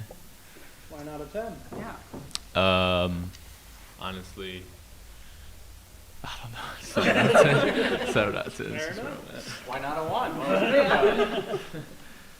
Oh man. What has it been like for you watching everything unfold? I mean, it's been a crazy offseason. Yeah, it's kind of like watching Survivor and like seeing who gets voted off the island or something. Yeah, that's kind of what it's been like. So a little bit dramatic, a little bit of anxiousness, but there's a lot of things I couldn't control. So at the end of the day, I couldn't change anything about it. So I tried to find peace in that. There's still some uncertainty going into the season. Roster's not done yet. Yeah. How do you mentally deal with that? Again, I look at the situation. What can I control? Can I make a trade? No. But I can be as ready as possible with anything, with whatever the situation is.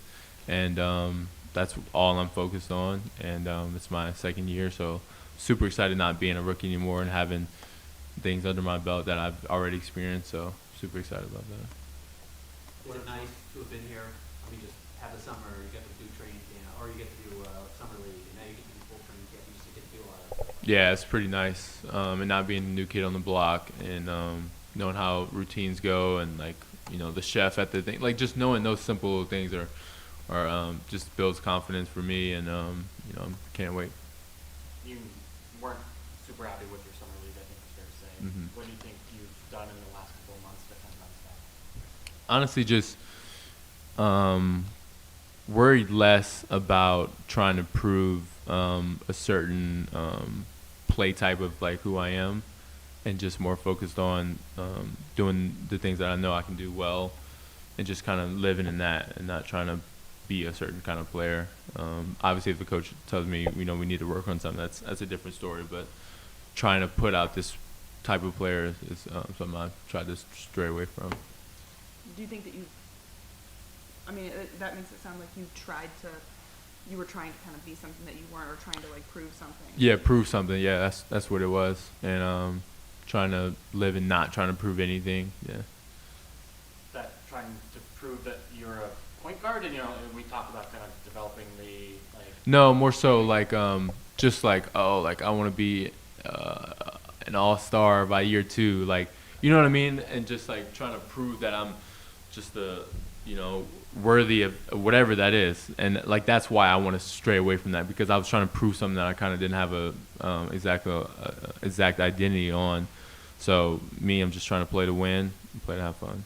What's the second year look like for you in terms of what your individual growth and your growth within the organization is? What is that going to look like? Yeah. I think, well, at least my expectation is I want to be heavily relied upon from the team. Late game, middle of the game, beginning of the game. That's my expectation. I think you're like the 4th longest tenured Jazz player now. Crazy. Oh, yeah. Do you feel? 4th longest tenured. Right, it's like Mike and Jordan Clarkson. And then me, and then Doak, yeah. And then you're the oldest. Yeah, so it's nice going from rookie to 4th longest tenured Jazz player. Yeah. So like I said, I kind of held on before. It's just being in the NBA for a year and then having that experience, and now everything's not new. Like it's like in the Big 12, we used to play a round of all the teams and then play them again. It's like the second time around it's a little better. Yeah. It's not new, but a lot of things are new this year. Right. What is kind of the difference between like even the OTAs with this young group versus last year, even with the veteran group? Honestly, I think the timelines where people were at in their careers, it's just like a big difference between the kind of conversations we have to the overall vibe in the gym. It's just a different vibe, and I think that's gonna help us, because I feel like we're all in the same kind of boat, like between 2 to 3 or 2 to 5 years span of like in the NBA. So everybody's still trying to make their way, pave their way in the league. So. Would you say different is better? I guess we'll see. I don't know. Who among the new guys have you kind of gotten to know at this point? Talon, pretty well. Ochai, pretty well. And Walker, he sits right next to me in the practice facility. So, yeah, those 3 guys. What are your impressions of them? Walker is like such like a country kid, like, you know, like Indiana, like, you know what I mean, like Alabama type guy. But I like him a lot. Talon, cool guy. He's actually kind of like a teddy bear type guy. And then who did I say? Ochai. Ochai reminds me a lot of me. Me coming to the league, being a nice guy, always smiling, and like doing whatever anybody says to do. Like so I kind of relate to him in that way. And he won a national championship. So. Yeah. Had to get that in there. Yeah.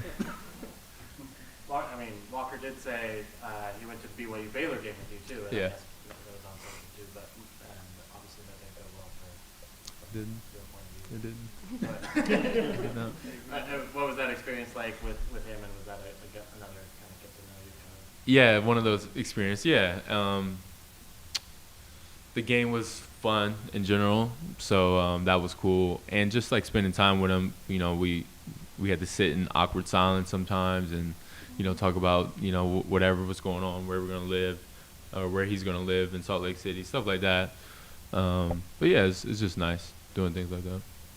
It's weird to have like a teammate hang out. Do you like that publicized? It's not weird anymore, but I think it gets weird when like we're like looking for the cameras. Like that's when it gets weird, but I think we all just kind of know cameras are always on, so it gets weird when we're like looking for cameras to like show us hanging out or being best bros. Like that's kind of weird. All right. Thanks, Jared.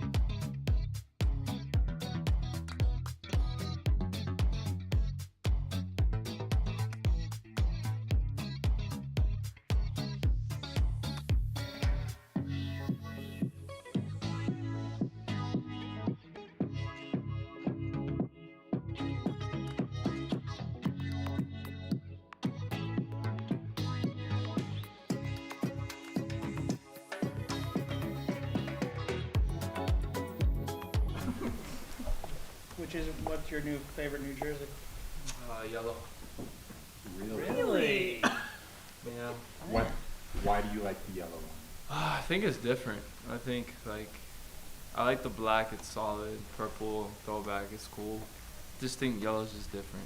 Like it has a nice little touch to it, and you don't really see too many. Like outside of the Lakers, like that's a gold, but it ain't really like a nice yellow. We're all shocked right now. So, what's the summer been like for you? It's been a lot of fun. It's been a lot of growing up, like just maturing, spending it with close friends and family, working a lot and kind of rebuilding myself and just trying to be a better player for the season. What has the off season been like for you, just watching everything happen and all the moves be made? It's kind of just it's a weird position to be in because I came here towards the end of last year, so I made relationships with some people, but I didn't have what they had, like their bond and whatnot. So for me, it was just like, well, I've been here before, kind of thing. So it's just about, okay, what do I do now? Like, how do I control it? The organization is gonna do what they see best for us, and I just gotta make sure that I'm doing the same thing. I imagine it's kind of an impossible situation to walk into a contender last year as a younger player and expect to play right away. So, is it nice to know that there's a kind of a brand new opportunity with a new coaching staff ahead of you?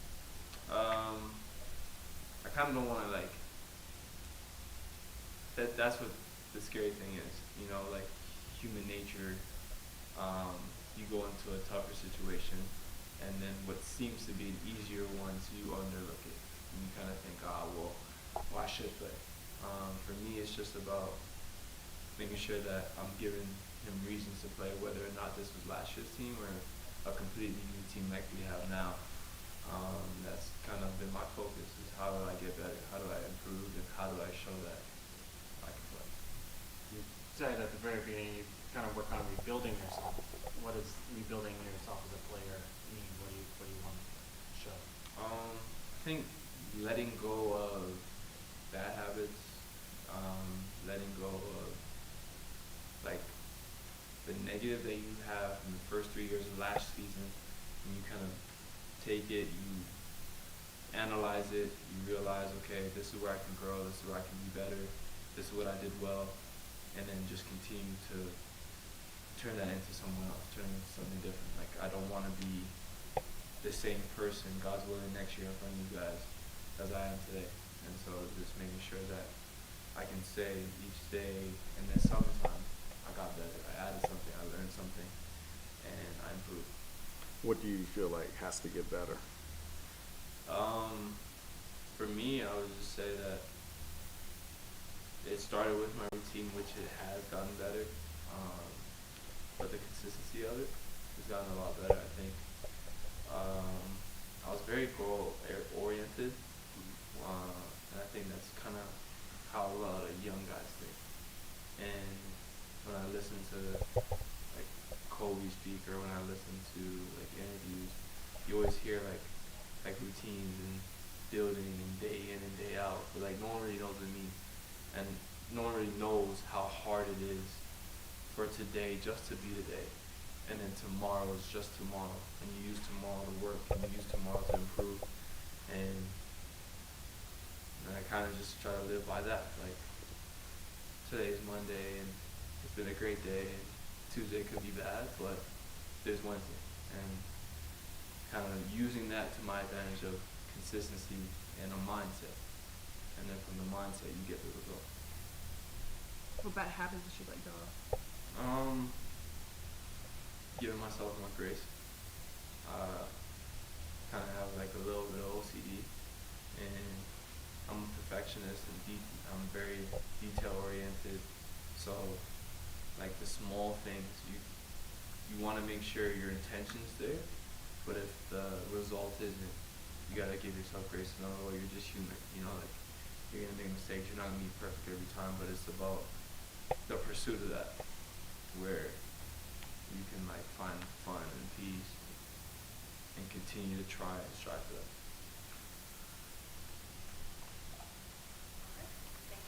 Thank you. Thank you. Thanks, Akil.